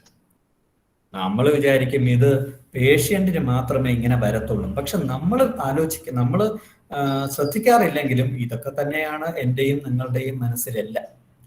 പലപ്പോഴും നമ്മൾ എവിടെയെങ്കിലും ഇരുന്നാൽ മനസ്സ് അലഞ്ഞു തിരിഞ്ഞു പോകും. സാധാരണഗതിയിൽ ഇതൊരു പ്രശ്നമാകാറില്ല. എന്നാൽ നമ്മൾ വിഷമിക്കാൻ തുടങ്ങുമ്പോൾ, പാസ്റ്റിനെ പറ്റി ആലോചിച്ച് വിഷമിക്കാൻ തുടങ്ങുമ്പോൾ, ഫ്യൂച്ചറിനെ പറ്റി ആലോചിച്ച് ആശങ്കപ്പെടാൻ തുടങ്ങുമ്പോൾ, അമിതമായി അനലൈസ് ചെയ്യാൻ തുടങ്ങുമ്പോൾ, അയവിറക്കാൻ തുടങ്ങുമ്പോൾ, ഇതൊക്കെ നമുക്ക് പ്രശ്നങ്ങളാണ്. അതുകൊണ്ട് തന്നെയാണ് different types of mindfulness based intervention ലോകത്തിന്റെ പല ഭാഗത്തായിട്ട്. MBSR എന്ന് പറയുന്നത് mindfulness based stress reduction, John Kabat Zinn USA start ചെയ്തത്. MBCT എന്ന് പറയുന്നത് mindfulness based cognitive therapy. Teasdale, Segal and Williams എന്ന് പറയുന്ന 3 പേര് UK ഓക്സ്ഫോർഡിൽ സ്റ്റാർട്ട് ചെയ്തത്. MICBT ബ്രൂണോ എന്ന് പറയുന്ന ആൾ ഓസ്ട്രേലിയയിൽ മൈൻഡ്ഫുൾനെസ് ഇന്റഗ്രേറ്റഡ് CBT. അത് പഠിക്കാൻ വേണ്ടിയിട്ട് ഞാൻ ഒരിക്കലും അന്വേഷിച്ചപ്പോൾ $1560 ഓസ്ട്രേലിയൻ ഡോളർ, ഏകദേശം ഒരു 80,000 രൂപ മാത്രമേ ഉള്ളൂ അതിന്റെ ഫീസ്. അത്രയും കുറവായതുകൊണ്ട് ഞാനത് പഠിച്ചില്ല. MBRP mindfulness based relapse prevention for people with substance use and behaviour addiction. MBMFT, that is mindfulness based mental fitness training. Dialectical behaviour therapy നിങ്ങൾക്ക് അറിയാമായിരിക്കും. മാർഷ ലൈൻഹാൻ എന്ന് പറയുന്ന സ്ത്രീ സൃഷ്ടിച്ചെടുത്ത ഒരു ഫസ്റ്റ് മൈൻഡ്ഫുൾനെസ് ബേസ്ഡ് സൈക്കോതെറാപ്പി എന്ന് പറയാം. അത് കഴിഞ്ഞ് acceptance and commitment therapy, which has good evidence based for depression. അപ്പൊ ഞങ്ങൾ ഇതൊക്കെ പഠിക്കാൻ പുറത്തു പോയി പഠിക്കണമെങ്കിൽ കുറച്ച് കാശൊക്കെ ആവും. മിക്കവാറും ഇന്ത്യക്കാർക്ക്, പ്രത്യേകിച്ച് കേരളീയർക്ക് ഇതൊക്കെ വളരെ പാടാണ്. കാശുള്ളവർക്ക് ധൈര്യമായിട്ട് പോകാം. I will definitely say that the training by Oxford mindfulness centre is good. പക്ഷേ introductory training will cost you around 5 lakhs fees മാത്രം. Then travel and stay. Mindful life management എന്ന് പറയുന്നത് ഞങ്ങൾ ആദ്യം ഉണ്ടാക്കിയെടുത്ത 2009 ഉണ്ടാക്കിയ ഒരു സ്ട്രെസ് മാനേജ്മെന്റ് പ്രോഗ്രാമാണ്. From the basic skeleton of MBSR. പക്ഷെ അത് കഴിഞ്ഞ് MBSR-ലില്ലാത്ത ഒരുപാട് കാര്യങ്ങൾ ഇതിൽ നമ്മൾ ആഡ് ചെയ്തിട്ടുണ്ട്.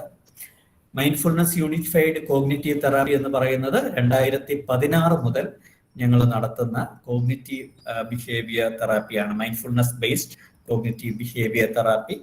അല്പം ചില പേപ്പറുകളൊക്കെ ഞങ്ങൾ പബ്ലിഷ് ചെയ്തിട്ടുണ്ട്. ഒന്ന് സെൽഫ് റിപ്പോർട്ട്, ഒരു 3 മാസം കൊണ്ട് നെഗറ്റീവ് ഇമോഷൻസ് ഉള്ള പോലീസുകാരുടെ മനസ്സിൽ പോസിറ്റീവ് ഇമോഷൻസ് നമുക്ക് സൃഷ്ടിച്ചെടുക്കാം എന്നുള്ളത് ഒരു ചെറിയ ഫൈൻഡിങ്. ഈ സ്റ്റഡീസ് ഒന്നും പോരാ, വലിയ വലിയ സ്റ്റഡീസ് വേണം. സാമ്പത്തിക ബാധ്യതകൾ കൊണ്ടും ബാക്കിയുള്ള പല കാര്യങ്ങൾ കൊണ്ടും ചെറിയ സ്റ്റഡീസ് മാത്രമേ ഞങ്ങൾ ഇതുവരെ ചെയ്തിട്ടുള്ളൂ. പിന്നെ pilot study among adolescents on the effect of brief mindfulness unified CBT on intentional physical contact with mobile phone and computer. ഇതിലുള്ള ഫർദർ സ്റ്റഡീസ് നമ്മൾ പ്ലാൻ ചെയ്യുന്നുണ്ട്. Then perceptions of teachers from north Kerala. ഇത് 2010 ചെയ്ത ഒരു സ്റ്റഡിയാണ്. and effectiveness of Indian mindfulness-based intervention in enhancing body awareness. അപ്പോൾ ഇത്രയൊക്കെ ചെയ്തപ്പോഴത്തേക്ക് പറഞ്ഞ് British journal of psychiatry, BJ Psych international എന്ന് പറയുന്ന ജേർണലിൽ നിന്നും ഒരു സ്പെഷ്യൽ പേപ്പർ ആവശ്യപ്പെട്ടു. അങ്ങനെ ഉണ്ടാക്കിയ ഒരു സ്പെഷ്യൽ പേപ്പറാണ് ആദ്യത്തേത്. It is really available in the net. If you are interested you can go through it. ഈ പ്രോഗ്രാം കേട്ടുകൊണ്ടിരിക്കുന്നവർക്ക് ആർക്കെങ്കിലും എവിടെ തുടങ്ങണം എന്ന് ചോദിച്ചാൽ, ഒരു ഗ്രൗണ്ടിങ് എന്ന് പറയുന്ന ഒരു ബേസിക് എക്സസൈസ്. ഈ ഗ്രൗണ്ടിങ്ങിൽ നമ്മൾ എവിടെയെങ്കിലും സ്വസ്ഥമായിട്ടിരിക്കുക, നട്ടലും കഴുത്ത് നിവർത്തി വെക്കുക. വളച്ചു വെച്ചാൽ എന്ത് പറ്റും ചോദിച്ചാൽ ഒന്നും പറ്റത്തില്ല.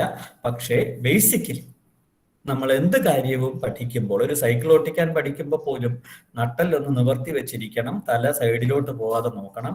നമ്മൾ സൈഡിലേക്ക് നോക്കിയാൽ സൈക്കിൾ സൈഡിലേക്ക് പോകും.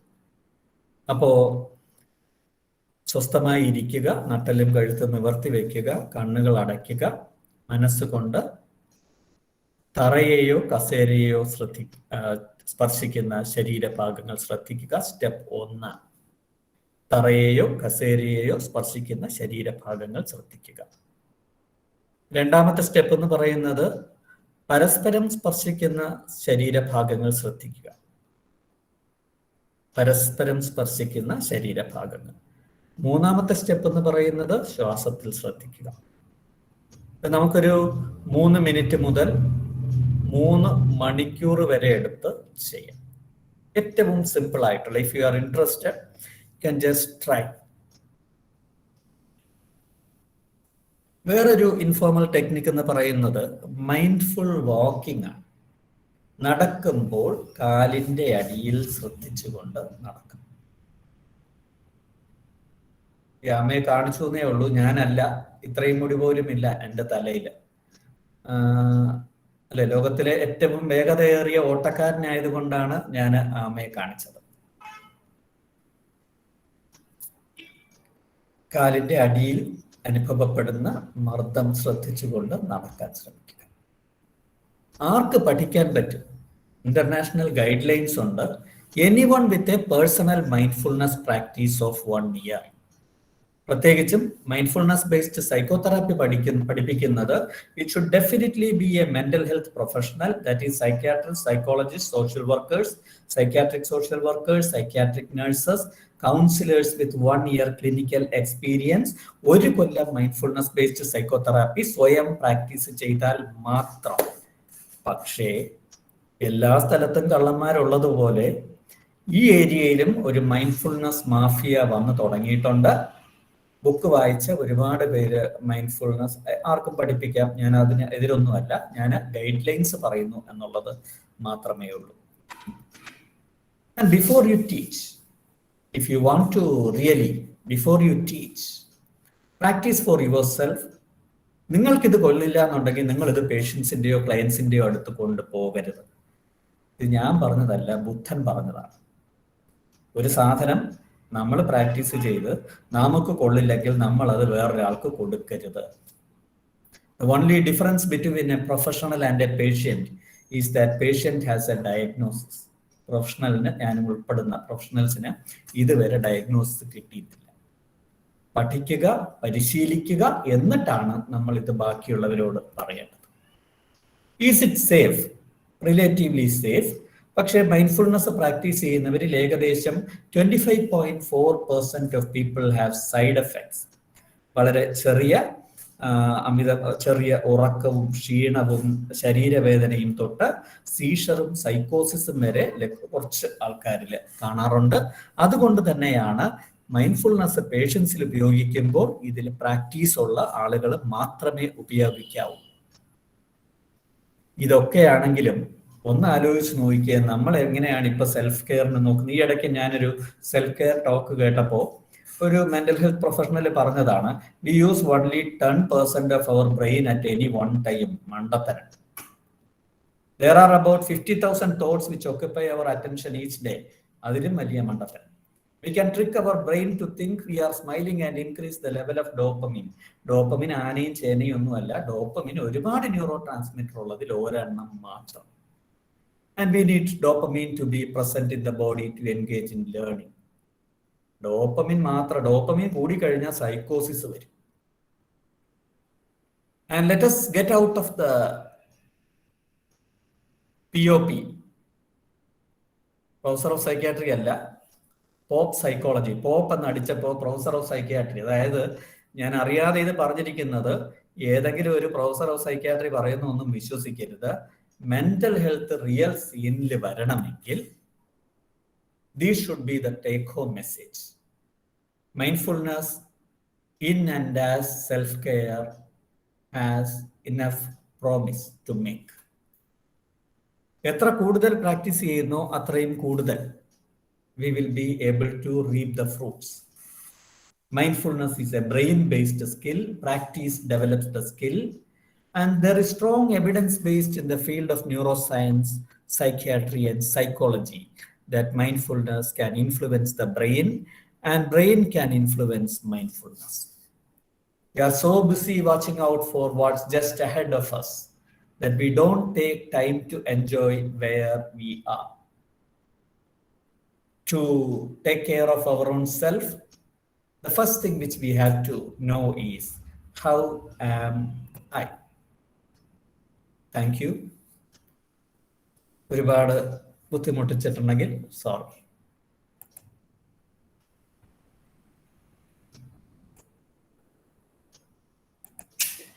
Okay, sir. Sir, shall we get to some questions? Yeah, definitely.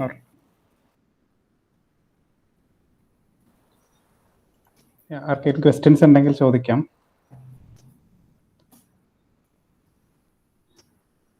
Sir, എനിക്ക് 1-2 ചോദ്യങ്ങളുണ്ട്, ഞാൻ ചോദിച്ചോട്ടെ സർ?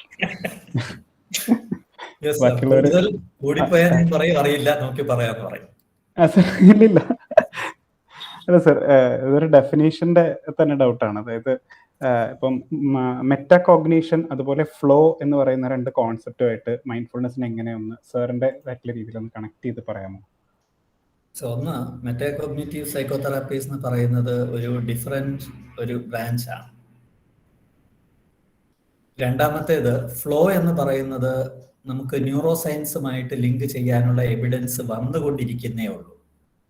അപ്പൊ ഫ്ലോയുടെ എക്സ്പ്ലനേഷൻ നമുക്ക് ഒരു കാര്യവുമായി താദാത്മ്യം പ്രാപിക്കാൻ പറ്റുന്നോ, അതുമായി ഇഴുകിച്ചേരാൻ പറ്റുന്നോ എന്നുള്ളതാണ്. പക്ഷെ മൈൻഡ്ഫുൾനെസിന്റെ സെൻസിൽ നമ്മൾ നോക്കുകയാണെങ്കിൽ ഈ ഫ്യൂഷൻ അവോയ്ഡ് ചെയ്യാനാണ് നമ്മൾ നോക്കുന്നത്. As A impartial spectator we are trying to watch. Once you become involved or immersed or become one with something, you will be suffering എന്നുള്ളതാണ്. അതുകൊണ്ട് തന്നെ ഫ്ലോ എന്നുള്ള കൺസെപ്റ്റ് ഞങ്ങൾ അധികം മൈൻഡ്ഫുൾനെസിന്റെ ഇതിൽ കൊണ്ടുവരാറില്ല. ഞങ്ങൾ കൊണ്ടുവരുന്നത് impermanence, connectivity and impartial spectator. കുറച്ച് മാറി നിന്ന് നോക്കുക എന്നുള്ളൊരു കൺസെപ്റ്റാണ് നമ്മൾ യൂഷ്വലി വരുന്നത്. പക്ഷെ ഫ്ലോ ഇപ്പൊ സൈക്കോളജി ഫീൽഡിൽ ഒരുപാട് പേര് പറയുന്നത് കേട്ടിട്ടുണ്ട്, ഞാൻ അതിനെപ്പറ്റി വായിക്കുന്നുണ്ട്. പക്ഷേ ഐ തിങ്ക് ഇഴുകിച്ചേരുക എന്ന് പറയുന്നത് പലപ്പോഴും നമ്മുടെ ഒരു പേഷ്യന്റ് പോപ്പുലേഷന്റെ സൈഡിൽ നിന്ന് നോക്കിയാൽ ബുദ്ധിമുട്ടായിരിക്കും.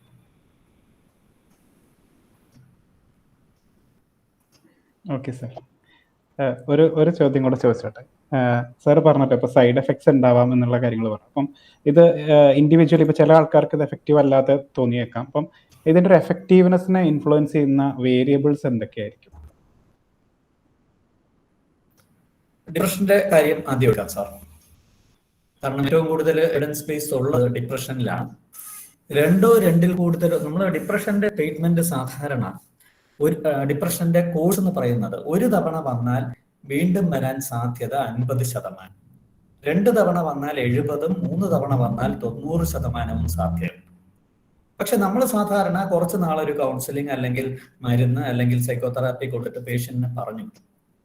പക്ഷേ ഇത്തരം പുനരാവർത്തന സാധ്യതയുള്ള ആളുകളിൽ 2-2 കൂടുതലോ തവണ വിഷാദ രോഗം വന്നിട്ടുള്ളവരിൽ മൈൻഡ്ഫുൾനെസ് മെഡിറ്റേഷന് മാത്രം, മരുന്നുകൾ കൂടാതെ മൈൻഡ്ഫുൾനെസ് മെഡിറ്റേഷന് മാത്രം പുനരാവർത്തന സാധ്യത കുറയ്ക്കാൻ പറ്റും 50% എന്നാണ്. അതുപോലെ തന്നെ സാധാരണ ചികിത്സയിൽ കൂടി മാറാൻ ബുദ്ധിമുട്ടുള്ള ചൈൽഡ് അബ്യൂസ് ഉള്ളവര്, കുട്ടിക്കാലത്ത് പീഡിപ്പിക്കപ്പെട്ടിട്ടുള്ളവര്, എന്തെങ്കിലും ട്രോമ കുട്ടിക്കാലത്ത്, ഇവർക്കൊക്കെ മൈൻഡ്ഫുൾനെസ് കുറച്ചുകൂടി റെസ്പോൺസ് ഉണ്ടാക്കും എന്നാണ്. ഈവൻ സ്കിസോഫ്രീനിയയിൽ വരെ നമുക്ക് ഫൈൻഡിങ്സ് ഉള്ളത് റെസിസ്റ്റൻസ് സ്കിസോഫ്രീനിയയ്ക്ക് മൈൻഡ്ഫുൾനെസ് യൂസ്ഫുൾ ആണ് എന്നുള്ള രീതിയിലാണ്. അപ്പൊ നമ്മളിങ്ങനെ നോക്കുമ്പോഴത്തേക്ക് മൈൻഡ്ഫുൾനെസ് ഡിഫിക്കൽട്ട് മെന്റൽ ഹെൽത്ത് ഇഷ്യൂസിൽ നോക്കുകയാണെങ്കിൽ ഡിഫിക്കൽട്ട് ടു ട്രീറ്റ് കണ്ടീഷൻസിൽ mindfulness has an important role, especially repeated suicide attempts ഉള്ള ബോർഡർലൈൻ പേഴ്സണാലിറ്റി, അതുപോലെ തന്നെ ക്രോണിക് സബ്സ്റ്റൻസ് യൂസ്, ഇതിലൊക്കെ നല്ല പങ്കുണ്ട്. പക്ഷെ സാധാരണ ഒരു മനുഷ്യനെ പറ്റി സാർ നോക്കുകയാണെങ്കിൽ anybody who has the ability to attend, വിശ്വസിക്കുകയൊന്നും വേണ്ട. നമ്മൾ ഈ കമ്പാഷൻ സർക്യൂട്ട്സ് ഒക്കെ ബ്രെയിനിൽ വളരുന്നതിനെ പറ്റി നമ്മൾ നോക്കുമ്പോൾ നമ്മൾ വെറുതെ ചില വാക്കുകൾ പോസിറ്റീവ് എന്ന് നമ്മൾ കരുതുന്ന രീതിയിലുള്ള ചില വാക്കുകൾ നമ്മൾ ഉച്ചരിച്ചാൽ ബ്രെയിനിലെ സർക്യൂട്ടുകൾ ചേഞ്ച് ചെയ്യുന്നത് ഇന്നത്തെ പല മസ്തിഷ്ക ചിത്രണ മാർഗങ്ങൾ ഉപയോഗിച്ചും നമുക്ക് കാണാൻ പറ്റും. അപ്പം ആ രീതിയിൽ ഒരു ബ്രെയിൻ ബേസ്ഡ് സ്റ്റഡീസ് ഒരുപാട് വന്നുകൊണ്ടിരിക്കുന്ന ഒരു കാലത്തിലാണ് നമ്മൾ ജീവിക്കുന്നത്.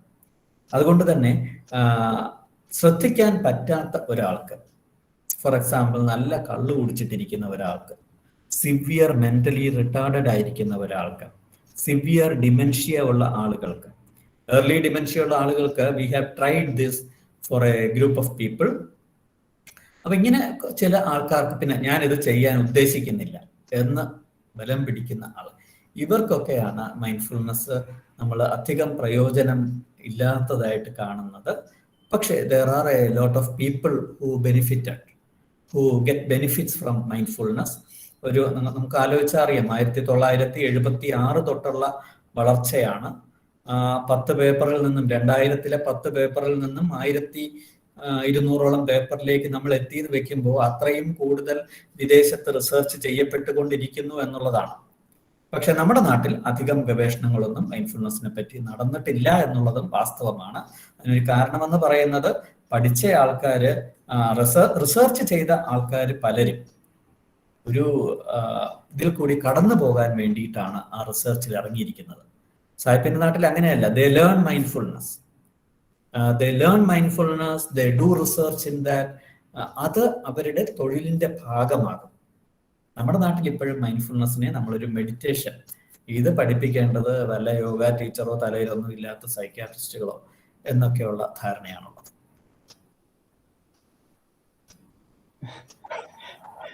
Okay sir. സർ, ഇന്നലത്തെ resource person Neethu ma'am present ആണ്. മാം എന്തെങ്കിലും ആഡ് ചെയ്യാനുണ്ടോ? ആഡ് ചെയ്യാനോ? ഹായ് സർ, ഞാൻ കുറെ കാലത്തിന് ശേഷം നിമാൻസിലൊക്കെ ഇരുന്ന് ഞങ്ങളെ പ്രൊഫസേഴ്സിന്റെ ഒക്കെ ക്ലാസ് കേൾക്കണ പോലെ ഇരുന്ന് കേൾക്കായിരുന്നു, എൻജോയ് ചെയ്ത് കേൾക്കായിരുന്നു. ലാസ്റ്റ് സാറ് പറഞ്ഞതിന്റെ കൂടെ എനിക്ക് ജസ്റ്റ് ആഡ് ചെയ്യാൻ തോന്നിയ ഒന്ന് രണ്ട് കാര്യങ്ങൾ, നമ്മുടെ ക്ലിനിക്കൽ എക്സ്പീരിയൻസ് നോക്കുമ്പോൾ പലപ്പോഴും ഇന്റലിജൻസിനപ്പുറം ഡെഫിനറ്റ്ലി ആവറേജ് ഇന്റലിജൻസ് എന്നുള്ളത് ഏത് കൈൻഡ് ഓഫ് തെറപ്പിക്കും അത്യാവശ്യമാണ്. പക്ഷെ അതിനപ്പുറം ഒരു സൈക്കോളജിക്കൽ സൊഫിസ്റ്റിക്കേറ്റഡ് ആയിട്ടുള്ള ഒരു മൈൻഡ് സെറ്റ് എന്ന് പറയുന്നത്, അതുപോലെ to some extent culture, metacognition, ഇങ്ങനത്തെ കുറെ എലമെന്റ്സും കൂടി മൈൻഡ്ഫുൾനെസ് നമുക്കൊരാളിൽ ഇംപ്ലിമെന്റ് ചെയ്യാൻ പറ്റുമോ എന്നുള്ളതിനെ തീരുമാനിക്കുന്നുണ്ട്.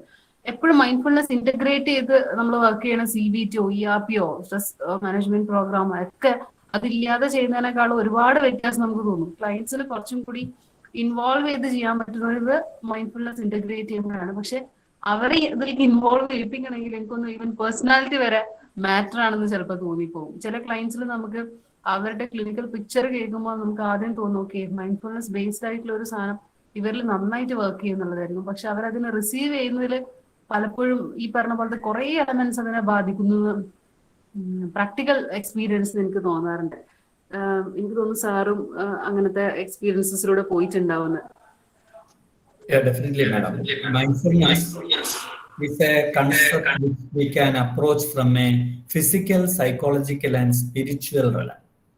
ഇതിൽ ഞങ്ങൾ ഒരു brain based with a psychological view എന്നുള്ളതാണ് ഞങ്ങൾ എടുത്തിരിക്കുന്ന ഒരു പാത്വേ. സ്പിരിച്വൽ കാര്യങ്ങൾ ഞങ്ങൾ ഇതിൽ ചേർക്കാത്തത് നമ്മുടെ സൊസൈറ്റിക്ക് സ്പിരിച്വൽ കാര്യങ്ങൾ കൊണ്ടുവരുന്നാൽ സൂപ്പർസ്റ്റിഷൻസിലേക്ക് പോകാനാണ് പലപ്പോഴും സാധ്യത. അപ്പൊ ഞങ്ങൾക്കൊക്കെ പലപ്പോഴും ഉള്ള എക്സ്പീരിയൻസ് എന്ന് പറയുന്നത് ഒരു സ്ഥലത്ത് നിന്ന് മൈൻഡ്ഫുൾനെസ് ക്ലാസ്, ഞങ്ങൾ ഒരു ബ്രെയിൻ ബേസ്ഡ് ആയിട്ടുള്ള ഒരു സ്കിൽ എന്ന രീതി ക്ലാസ് എടുത്ത് ക്ലാസ് കഴിയുമ്പം ആൾക്കാരൊക്കെ വന്ന് കാലൊക്കെ തൊടാൻ തുടങ്ങും. സോ അത്തരം രീതിയിലുള്ള ഒരു കാര്യം ഉള്ളത് കൊണ്ട് we have totally avoided the spiritual thing. Spiritual കാര്യം ഇല്ല എന്നല്ല പറയുന്നത്, that is another lens through which we can view mindfulness.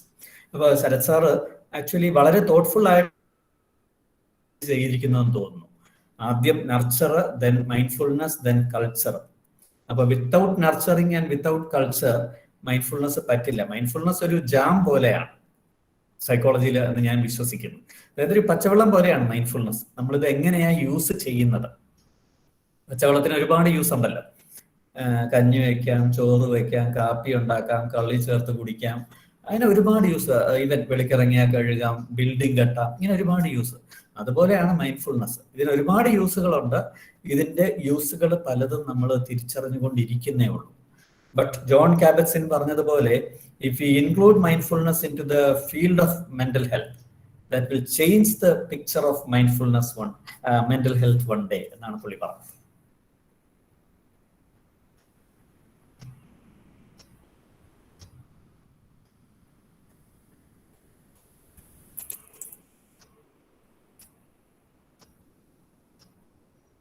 Okay, ആർക്കെങ്കിലും ക്വസ്റ്റ്യൻസ്? Any more questions?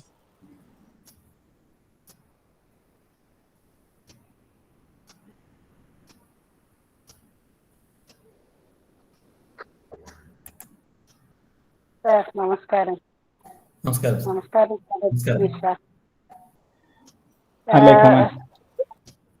നമസ്കാരം സാർ. ക്വസ്റ്റ്യൻസ് ഒന്നും അല്ല, വളരെ മനോഹരമായ ഒരു ക്ലാസ് കേട്ടതിന്റെ സന്തോഷം കൊണ്ട് സംസാരിക്കുകയാണ്. ഒരക്ഷരം പോലും ഞാൻ ശരിക്കും വീട്ടിലെത്തിയതേ ഉള്ളൂ. യാത്രയിൽ ആണ് ഈ ക്ലാസ്സിൽ ജോയിൻ ചെയ്തത്. യാത്ര ചെയ്തുകൊണ്ടാണ് കേട്ടത്. പക്ഷെ ഒരു വാക്ക് പോലും വിടാതെ ശ്രദ്ധിച്ച് കേൾക്കാൻ പറ്റി, ശ്രദ്ധിക്കാതിരിക്കാൻ പറ്റിയില്ല എന്നുള്ളതാണ് വാസ്തവം. അതിമനോഹരമായ ഒരു പ്രഭാഷണം. അതിന് പ്രത്യേകം നന്ദി. പിന്നെ എനിക്ക് ഇപ്പോൾ ഇവിടെ സംസാരിച്ചവരൊക്കെ പ്രൊഫഷണൽ ആയിരുന്നു. ഞാനൊരു പ്രൊഫഷണൽ അല്ല. ഞാൻ MG യൂണിവേഴ്സിറ്റിയിൽ അസിസ്റ്റന്റ് രജിസ്ട്രാറായിട്ട് വർക്ക് ചെയ്യുന്ന ആളാണ്. സൈക്കോളജി വിഷയങ്ങളിലുള്ള താല്പര്യം കൊണ്ട് ഞാൻ കേൾക്കുന്നു എന്നേ ഉള്ളൂ. പക്ഷേ ഇവിടെ സംസാരിച്ചവരൊക്കെ അത് പ്രൊഫഷണലായിട്ട് പ്രാക്ടീസ് ചെയ്യുന്നവരായതുകൊണ്ട് അതൊരു ക്ലിനിക്കൽ സൈഡിൽ പ്രയോഗിക്കുമ്പോഴത്തെ ബുദ്ധിമുട്ടുകളൊക്കെയാണ് പറഞ്ഞത്. പക്ഷെ എനിക്ക് തോന്നുന്നു ആ ഒരു concept, be at present, think who I am എന്നുള്ള രീതിയിൽ മൈൻഡ്ഫുൾനെസ് എന്ന് പറയുന്നത് സാധാരണക്കാരന്, ഒരു സാധാരണ രീതിയിൽ ജീവിക്കുന്ന ഒരാൾക്ക് വളരെ പ്രയോജനം ചെയ്യുന്ന ഒരു കൺസെപ്റ്റ് ആണെന്ന് തോന്നുന്നു നമ്മളത് പ്രയോഗിച്ചാൽ. കാരണം എല്ലാവരും ഒരുപാട് സ്ട്രെസ്സുകളിലൂടെയാണ് കടന്നു പോകുന്നത്. ഇതുപോലെ എപ്പോഴും ഒരുപാട് വികാരങ്ങൾ നമ്മളെ വല്ലാതെ അലട്ടുകയും അതിൽ നമ്മളങ്ങ് സ്വയം നഷ്ടപ്പെടുകയും ചെയ്യുന്ന അവസ്ഥ മിക്കവാറും എല്ലാവർക്കും തന്നെ ഉണ്ടാവും. അപ്പോൾ അത്തരം ഒരു സിറ്റുവേഷനിൽ ഈ അറ്റ് പ്രസന്റിലായിരിക്കുക, വികാരങ്ങളെ നിയന്ത്രിച്ചു കൊണ്ടുവരിക, അതിനുള്ള ടെക്നിക്സ് നമ്മൾ പരിശീലിക്കുന്നത് സാധാരണ ജീവിതം നയിക്കുന്ന ഒരാൾക്ക് ജീവിതത്തിൽ കടന്നു പോകുന്ന സ്ട്രെസ്, സ്ട്രെയിന് ഒക്കെ അതിജീവിക്കാൻ സഹായകരമായിരിക്കുമെന്ന് സാറിന്റെ പ്രഭാഷണം കേട്ടപ്പോൾ തോന്നി. പിന്നെ അതിലെ ടെക്നിക്കുകളിലേക്ക് വിശദമായിട്ട് പോയിട്ടില്ല എന്നുള്ളത് കൊണ്ട് നമുക്കിതൊന്ന് നാളെ തൊട്ട് പ്രാക്ടീസ് ചെയ്യാം എന്ന് വിചാരിച്ചാൽ അത് പറ്റുന്നില്ല എന്നുള്ള ഒരു വിഷമേ ഉള്ളൂ. സാറിന് പറ്റുമെങ്കിൽ ഒന്ന് രണ്ട് കാര്യങ്ങൾ നമുക്ക് സാധാരണ രീതിയിലുള്ള സ്ട്രെസ് അനുഭവിക്കുന്നവർക്ക് പ്രയോഗിക്കാവുന്ന കാര്യങ്ങൾ കൂടി ഒന്ന് എളുപ്പം പറയാവുന്നുണ്ടെങ്കിൽ പറഞ്ഞു തന്നാൽ നമുക്ക് പ്രയോജനമായി. ഡെഫിനറ്റ്ലി മാഡം, ഞാൻ 2 ടെക്നിക്സ് ഞാൻ പറഞ്ഞു. പക്ഷെ എനിക്ക് തോന്നുന്നത് ആ ടെക്നിക്സിന്റെ സിംപ്ലിസിറ്റി കൊണ്ട് നമ്മൾ പലപ്പോഴും അതൊരു മേജർ മൈൻഡ്ഫുൾനെസ് ടെക്നിക്സ് ആയിട്ട് എടുക്കില്ല. ഒന്ന് grounding,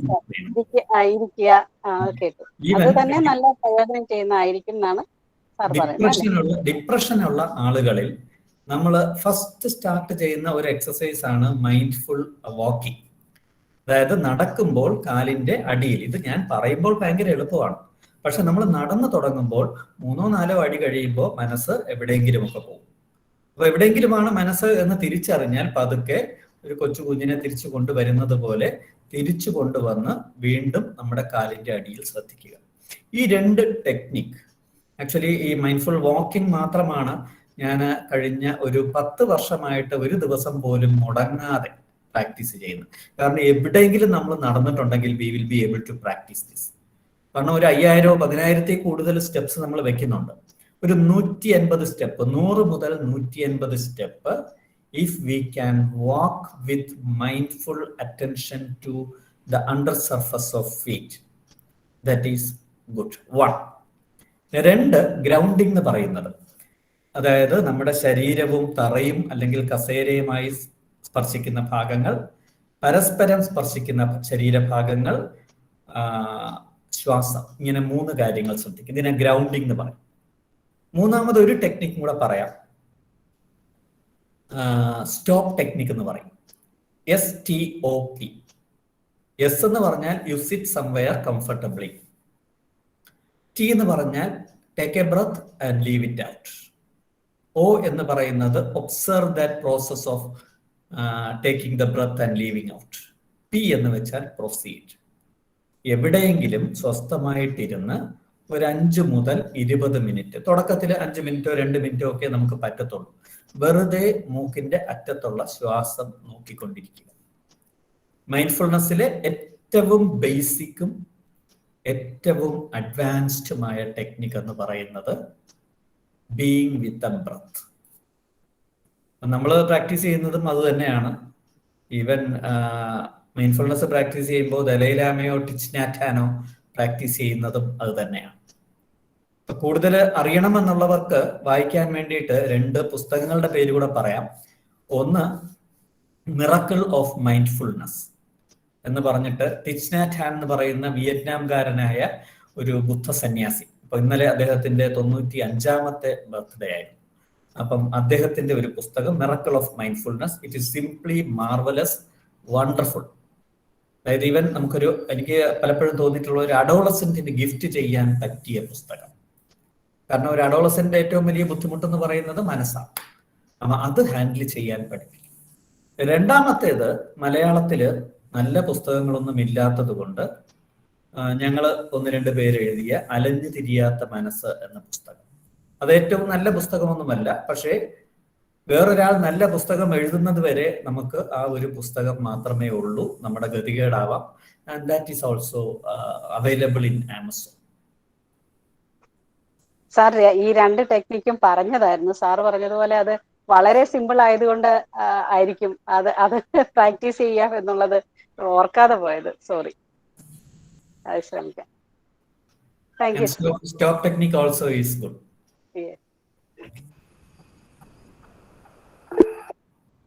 thank you so much Lekha ma'am. Lekha ma'am ഞങ്ങളുടെ എല്ലാ പ്രോഗ്രാമിനും പങ്കെടുക്കുന്ന ആളാണ്. സ്റ്റാഫിന്റെ ഭാഗത്തുനിന്ന് വളരെയധികം സപ്പോർട്ടീവായിട്ട് നിൽക്കുന്ന ആളാണ്. സന്തോഷം. I think one Gina Paul. Yes. Sir, good evening. Jeena ഒന്ന് ഉറച്ചു പറയാൻ പറ്റുമോ? ജീന വോളിയം കുറവാണ്. ജീന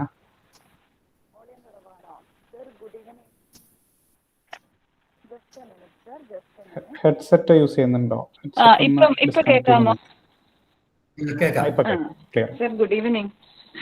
ഞാന് ശരത്തിന്റെ സുഹൃത്താണ്. സെയിം ടൈം ഞാൻ ഒരു ബാങ്കിൽ മാനേജറാണ്. അപ്പൊ ഞാൻ എൻറ്റയർലി ഡിഫറെന്റ് ആയിട്ടുള്ള ഒരു പ്രൊഫഷനിൽ നിന്നാണ് സംസാരിക്കുന്നത്. പക്ഷെ എൻ്റെ ഗ്രാജുവേഷൻ സൈക്കോളജി ആയിരുന്നു.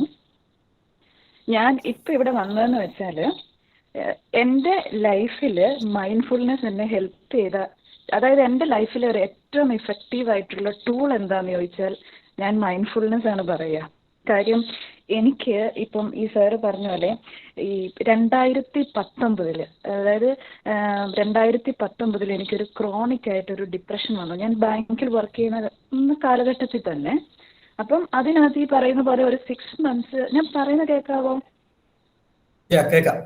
അപ്പോൾ ഒരു 6 months ഞാൻ മെഡിക്കൽ ഇതിൽ തന്നെയാണ്. ഇതിൻ്റെ റിക്കവറി ഫേസിലെത്തി.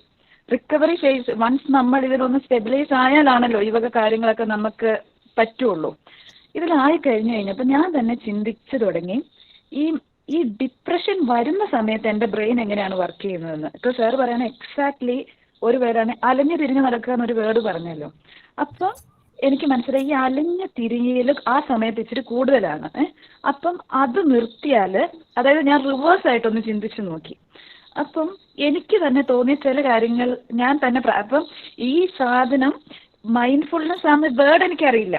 ബട്ട് ഞാൻ നോക്കിക്കഴിഞ്ഞപ്പം നടക്കുമ്പം ഈ കാല് ശ്രദ്ധിച്ച് നടക്കുക, അല്ലെങ്കിൽ കാല് ചവിട്ടുന്ന ഫീൽ ചെയ്യുക, ഇത് ഇങ്ങനത്തെ കാര്യങ്ങൾ. അല്ലെങ്കിൽ ചായ കുടിക്കുമ്പം സിപ്പ് ചെയ്തുകൊണ്ട് ഇങ്ങനെ ആസ്വദിച്ച് കുടിക്കുക.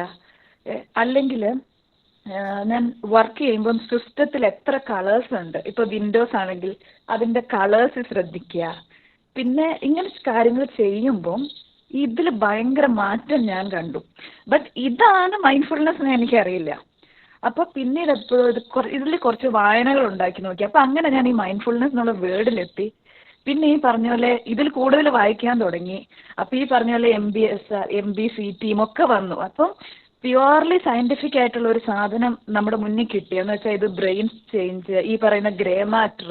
അപ്പോൾ ഇത് പ്യുവർ സയൻറ്റിഫിക് ആയിട്ടുള്ള, അത്രയും നാളും ഈ മെഡിറ്റേഷൻ എന്ന് പറഞ്ഞാൽ എൻ്റെ മനസ്സിൽ മറ്റേ ഈ ശ്രീ രവിശങ്കറും അങ്ങനത്തെ കുറേ ടീംസ് അവരൊക്കെ പറയുന്ന ഒരു സാധനമായിരുന്നു. അപ്പോൾ ഇതിൽ കറക്റ്റായിട്ടുള്ള സാധനം വന്നപ്പം അത് സയൻറ്റിഫിക് ആയിട്ടുള്ള ഒരു സാധനമാണ് കണ്ടപ്പോൾ എനിക്കിത് ഭയങ്കര ഇതായി, ഭയങ്കര എഫക്റ്റീവായി എൻ്റെ കാര്യത്തിൽ. അപ്പം ഇവിടെ നിങ്ങളിപ്പം സൈക്കോളജി പഠിക്കുന്ന കുട്ടികളാണെങ്കിലും ഞാൻ പറയാണ്, നിങ്ങൾക്ക് ഉപയോഗിക്കാവുന്ന ഏറ്റവും നല്ല ഒരു ടൂളാണ് ഈ മൈൻഡ്ഫുൾനെസ്. നിങ്ങളുടെ ഫ്രണ്ടിൽ വരുന്ന ഒരു പേഷ്യൻ്റ്, എന്നെ സംബന്ധിച്ചിടത്തോളം ഞാൻ റിക്കവർ ചെയ്തത് മൈൻഡ്ഫുൾനെസ് കൊണ്ടാണ്. ഇപ്പോഴും ഈ പറയുന്ന പോലെ വീണ്ടും എനിക്ക് ഇത് ചെയ്ത ശേഷം എൻ്റെ പ്രൊഡക്ടിവിറ്റി കൂടി. പിന്നീട് എനിക്ക് ഒരു റിലാപ്സ്, ഈ ഡിപ്രഷൻ്റെ വേറൊരു റിലാപ്സ് ഉണ്ടായില്ല. എൻ്റെ ഒരു ഫീലിംഗ് ഓഫ് ഹാപ്പിനെസ്സിൻ്റെ ഇത് കൂടി. കുറേയും കൂടി ഇമോഷൻസ് കറക്റ്റായി. അപ്പം ഇപ്പം വളരെ സ്മൂത്തായിട്ട് ഇത് ചെയ്യുക. ഇതൊക്കെ താളം തെറ്റുമ്പോൾ വീണ്ടും ലൈഫ് ഭയങ്കര ഡിസോർഡർ ആകും. ലൈഫ് ഭയങ്കര ഓർഗനൈസ്ഡ് ആവുന്ന ഒരു ഫീലിംഗ്, ഒരു സൂത്തിങ് ഫീലിങ്ങിലോട്ട് നമ്മൾ എത്തും. അതിന് നമ്മൾ വെറുതെ ഇരിക്കണം എന്നൊന്നുമില്ല. ഞാൻ പിന്നെ വേറെ ഏതാണ് ഭയങ്കര ആക്ടിവിറ്റി വെർബലൈസേഷൻ എന്ന് പറഞ്ഞിട്ട് ഞാൻ വേറൊരു സാധനം കണ്ടുപിടിച്ചു. അതായത് ഇപ്പോൾ കുളിക്കാൻ കയറുകയാണെങ്കിൽ 2 കാല് ഞാൻ മുന്നോട്ട് വെച്ചു, സോപ്പ് എടുത്തു, കയ്യെ തേച്ചു, അങ്ങനെ ചെയ്യുന്ന കാര്യം മനസ്സിൽ തന്നെ വെർബലൈസ് ചെയ്തുകൊണ്ടിരിക്കാൻ തുടങ്ങി. പിന്നെ തിക്നെറ്റ് ഹാൻഡ് കുറേ ബുക്സുകൾ വായിച്ചു. അപ്പം അങ്ങനെയൊക്കെ ആയി എനിക്ക് സത്യത്തിൽ ഇപ്പം എൻ്റെ ലൈഫിലെ ഏറ്റവും ഇമ്പോർട്ടൻ്റ് ആയിട്ടുള്ള തിങ് എന്താണെന്ന് ചോദിച്ചാൽ ഞാൻ മൈൻഡ്ഫുൾനെസ് ആണെന്ന് പറയും. അപ്പം ഈ വെബിനാറിൽ ഈ ഒരു മൈൻഡ്ഫുൾനെസ് എന്ന് പറയുന്ന ഒരു ടോപ്പിക്ക് കണ്ടുകൊണ്ടാണ് ഞാൻ ഇതിലോട്ട് കയറിയത്. സാർ, ഇതിനകത്ത് എനിക്ക് എന്തെങ്കിലുമൊക്കെ ഇതിൻ്റെ കുറച്ചും കൂടി എനിക്കിത് വായിക്കണം എന്നുണ്ട്, കുറച്ചും കൂടി. അപ്പം ഇതുമായിട്ട് ബന്ധപ്പെട്ട എന്തെങ്കിലും ഡാറ്റാസോ കാര്യങ്ങളോ ഒക്കെ ഉണ്ടെങ്കിൽ എനിക്ക് ശരത്ത് വഴി സാറൊന്ന് ഷെയർ ചെയ്ത് തരണം. പറ്റുന്നുണ്ടെങ്കിൽ എനിക്കിതിൽ കൂടുതൽ പഠിക്കാനും താല്പര്യമുണ്ട്. ഞാൻ ഇനി ഫർദർ ഇപ്പം ഞാൻ ഈ ഒരു പ്രൊഫഷനിലാണ് നിൽക്കുന്നതെങ്കിലും ഇതിൽ കുറച്ച് പഠിക്കണമെന്ന് എനിക്കൊരാഗ്രഹമുണ്ട്. എന്ന് വെച്ചാൽ അതൊരു ഇതാക്കുന്ന വേണ്ടിയിട്ടൊന്നുമല്ല, ഒരു സെൽഫ് സാറ്റിസ്ഫാക്ഷന് വേണ്ടിയിട്ട്.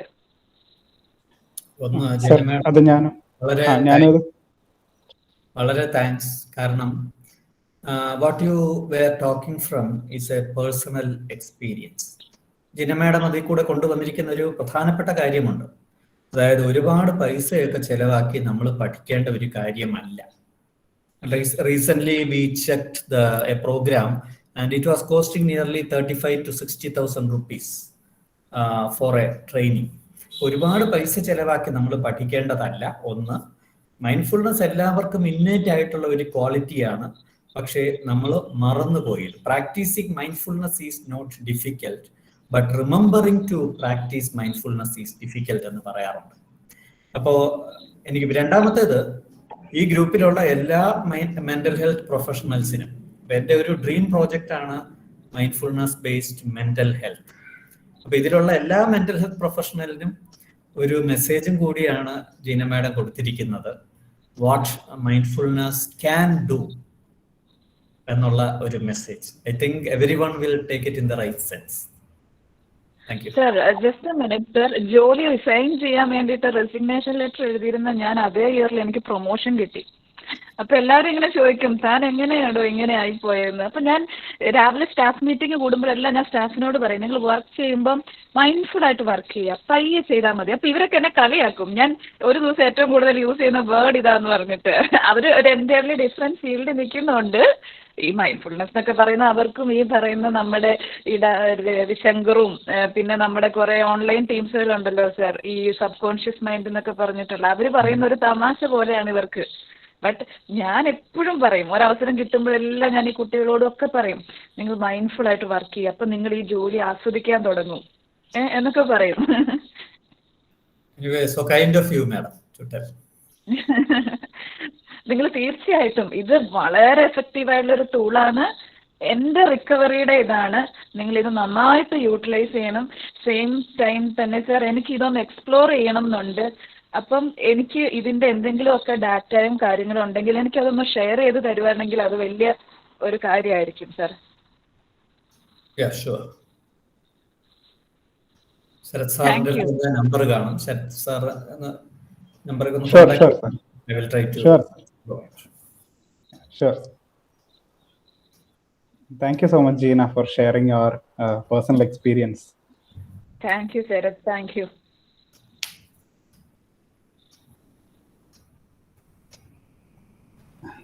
Okay. ഇനി ആർക്കെങ്കിലും ക്വസ്റ്റ്യൻസ് എന്തെങ്കിലും ഉണ്ടെങ്കിൽ നമുക്ക് ക്വസ്റ്റ്യൻസ് മാത്രം വേണമെന്നില്ല, ക്രിറ്റിസിസവും ആവാം. സർ, ഞാൻ മേരി മാത്യു. ഇന്നലത്തെ മാഡത്തിന്റെ ചോദ്യം ഞാൻ കേട്ടു. സർ, ഞാൻ ഒരു ക്വസ്റ്റ്യൻ ചോദിച്ചോട്ടെ. എൻ്റെ അണ്ടർസ്റ്റാൻഡിങ് കറക്റ്റ് ആണോ എന്ന് വെരിഫൈ ചെയ്യാൻ വേണ്ടിയിട്ടാണ് ഞാൻ ചോദിക്കുന്നത്. നമ്മളൊരു അഡോളസെന്റിനോട് നമ്മൾ മൈൻഡ്ഫുള്ളിനെ പറ്റി സംസാരിക്കുമ്പോൾ അവർ പറയാറുണ്ട് ശ്രദ്ധ, ഓപ്പൺനെസ്, ഇതൊക്കെ എനിക്ക് ഇഷ്ടമുള്ള ഒരു കാര്യം ചെയ്യുമ്പോൾ എനിക്കുണ്ട് എന്ന്. പക്ഷേ മൈൻഡ്ഫുൾനെസ് ഉണ്ടോ എന്ന് ചോദിച്ചു കഴിഞ്ഞാൽ അതാണോ മൈൻഡ്ഫുൾനെസ് എന്ന് അറിയില്ല എന്നവർ പറയാറുണ്ട്. അപ്പം നമ്മൾ അവരോട് സംസാരിക്കുമ്പോൾ ശ്രദ്ധ, ഓപ്പൺനെസ് എന്ന 2 എലമെന്റ്സിനൊപ്പം കമ്പാഷനും കൂടി ആഡ് ചെയ്യുക എന്ന് പറയുമ്പോഴാണ് അവർക്ക് ആ മൈൻഡ്ഫുൾനെസ് എന്ന് പറയുന്നത് കുറച്ചുകൂടി ഒന്ന് പിടികിട്ടുന്നത്. അങ്ങനെ ഒരു അണ്ടർസ്റ്റാൻഡിങ് എനിക്കുണ്ട്. അത് ശരിയാണോ എന്നാണ് എൻ്റെ ക്വസ്റ്റ്യൻ. ആ ഒരു കമ്പാഷന് ഭയങ്കരമായ ഒരു ഇമ്പോർട്ടൻസ് അവിടെ വരുന്നു. ആക്ച്വലി 2 കാര്യത്തിൽ ഞാൻ ഒന്ന് പറയാം. ഒന്ന്, സാധാരണ മൈൻഡ്ഫുൾനെസ് മെഡിറ്റേഷൻ 10 മുതൽ 16 ആഴ്ച കൊണ്ട് ഇഫക്റ്റ് തരുമ്പോൾ compassion meditations give the effect in 8 days എന്നാണ് neuro science. Brain changes effect അല്ല, 10 മുതൽ 16 ആഴ്ചകൾ വരെ പ്രാക്ടീസ് ചെയ്യുമ്പോൾ സാധാരണ മൈൻഡ്ഫുൾനെസ് മെഡിറ്റേഷൻ ബ്രെയിനിൽ ചേഞ്ചസ് ഉണ്ടാക്കുന്നു. പക്ഷേ compassion based meditations produce the same effect in 8 days എന്നുള്ളതാണ്. അപ്പൊ തന്നെ നമുക്ക് അതിന്റെ പവർ എന്താണെന്ന് അറിയാം. പിന്നെ അഡോളസൻസിന് നമ്മൾ കുറച്ച് ഡിഫറെന്റ് ടെക്നിക്സ് ആണ് സാധാരണ ഉപയോഗിക്കുന്നത്. നമ്മൾ ഈ MS സർജറി പഠിച്ചു കഴിഞ്ഞ് നമ്മൾ MCH ന്യൂറോ സർജറി ചെയ്യുന്നത് പോലെയാണ്. അപ്പൊ നമുക്ക് ബേസിക്കലി ഒരു പ്രാക്ടീസ് ഉണ്ടായി കഴിഞ്ഞാൽ നമുക്ക് it will be easy to take it to people. ഇപ്പം ആക്ച്വലി എല്ലാ മൈൻഡ്ഫുൾനെസ് പ്രോഗ്രാംസും 1-to-1 സെഷനിലെ ട്രെയിനിങ്ങിന് വേണ്ടിയിട്ടല്ല അവർ ഡിസൈൻ ചെയ്തിരിക്കുന്നത്, ഗ്രൂപ്പ് സെഷൻസ് ആയിട്ടാണ്. അത് MBSR ആയാലും MLM ആയാലും MBCT ആയാലും MUCBT ആയാലും ഗ്രൂപ്പ് സെഷൻസിലാണ്.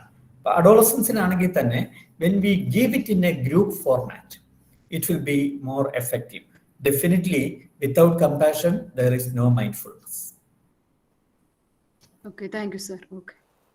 സർ, ഒരു ക്വസ്റ്റ്യൻ ഞാൻ ചാറ്റ് ബോക്സിൽ ഉണ്ടായിരുന്നത് മിസ്സായതാണ്. ഞാൻ ചോദിച്ചതിന് സമാനമായിട്ടുള്ളതാണ്. പക്ഷേ difference sir, it's about difference between metacognition and mindfulness, അല്ലേ? അതെ അതെ. മെറ്റാകോഗ്നിഷൻ എന്ന് പറയുന്നത് ഒറ്റ 3 വാക്യം പറയുകയാണെങ്കിൽ കോഗ്നിഷൻ ഓഫ് കോഗ്നിഷൻ, അതായത് awareness and understanding of one's own thought process. അങ്ങനെയാണ് നമ്മൾ മെറ്റാകോഗ്നിഷൻ എന്ന് പറയുന്നത്. പക്ഷെ മൈൻഡ്ഫുൾനെസ് എന്ന് പറയുന്നത് അതിന്റെ ഒരു കമ്പോണന്റ് മാത്രമാണ് മെറ്റാകോഗ്നിഷൻ. മൈൻഡ്ഫുൾനെസിന്റെ ഒരു component awareness and understanding of cognition. Mindfulness includes awareness of breath, body, thought, emotion and surroundings. അപ്പോൾ കുറച്ചുകൂടി ഒരു ബ്രോഡർ കൺസെപ്റ്റിനകത്ത് വരുന്ന ഒരു ഈ അംബർലയുടെ കീഴിൽ വരുന്ന ഒരു കൺസെപ്റ്റ് ആയിട്ട് മെറ്റാകോഗ്നിഷനെ കാണാം. പക്ഷേ there are people who believe that mentalisation, metacognition ഇതിന്റെ താഴെയാണ് മൈൻഡ്ഫുൾനെസ് വരുന്നത് എന്ന് വിശ്വസിക്കുന്നവരുമുണ്ട്. ഞാനൊരു ലിറ്റററി ഉള്ള ഏതാണ് കോഴിയാണോ മുട്ടയാണോ ആദ്യം വന്നത് എന്ന് ആലോചിക്കേണ്ട കാര്യമില്ല. വാട്ട് എവർ മേറ്റ് ബി, രണ്ടും ഇപ്പം നമുക്ക് മെന്റൽ ഹെൽത്ത് ഫീൽഡിൽ വളർന്നു വരുന്ന റെവല്യൂഷൻസ് ആണ്. ഈ മെറ്റാകോഗ്നിറ്റീവ് തെറാപ്പി വളരെ ഇന്ത്യയിൽ അത് ട്രെയിനിങ് കഴിഞ്ഞ ആരെങ്കിലും ഉണ്ടോ എന്ന് അറിയില്ല. ബിക്കോസ് മൈൻഡ്ഫുൾനെസ്സിന് അഡിക്റ്റഡ് ആയി പോയത് കൊണ്ട് I was not interested in metacognitive therapy.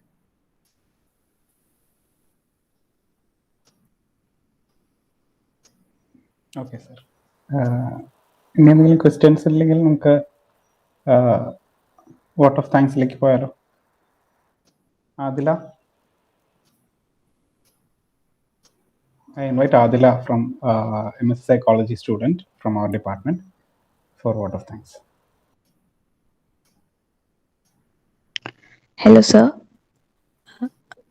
ശരി സർ, ഞാൻ ഓഡിബിൾ ആണോ? അതെ അതെ അതെ. Okay, so I use this opportunity to thank our resource person, Dr. S. Krishnan, Professor and HOD of Psychiatry Department of Alappuzha Medical College. I thank our Director, Dr. Bapuraj PT, School of Behavioral Sciences of Mahatma Gandhi University, all the university staff who are here, students and all the other participants.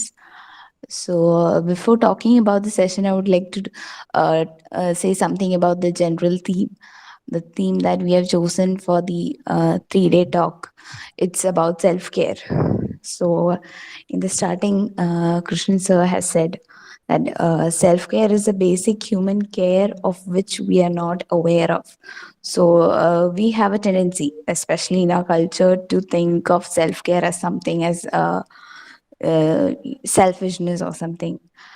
So we always have a tendency to avoid that. We always work for someone else or for our dear ones, or we have a assumption that thinking about self-care is not right.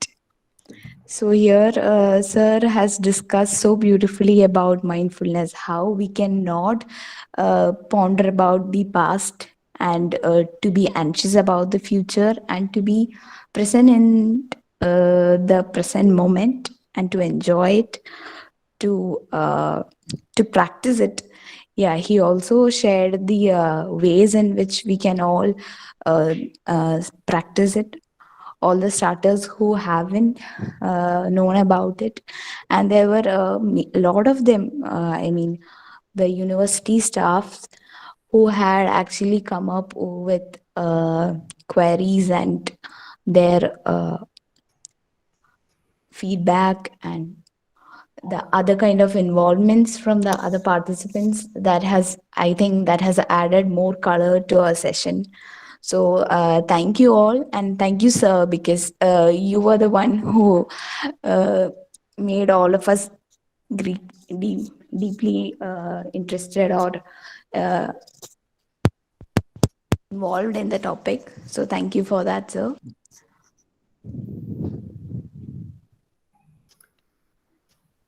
Okay, I think shall we wind up? Opportunity also, sir. Sir? Thank you for giving me the opportunity. Thank you so much, sir. It was wonderful talking to you. മുമ്പത്തെ നമ്മൾ പ്രോഗ്രാമിന്റെ plan ചെയ്യാൻ വേണ്ടി വിളിച്ചപ്പോഴൊക്കെ ഭയങ്കര സന്തോഷമായിരുന്നു സാറിനോട് സംസാരിക്കാൻ. വളരെ എന്താ പറയാ, thank you so much sir. It's wonderful being connected to you. Thank you. Thank you, sir. Thanks a lot.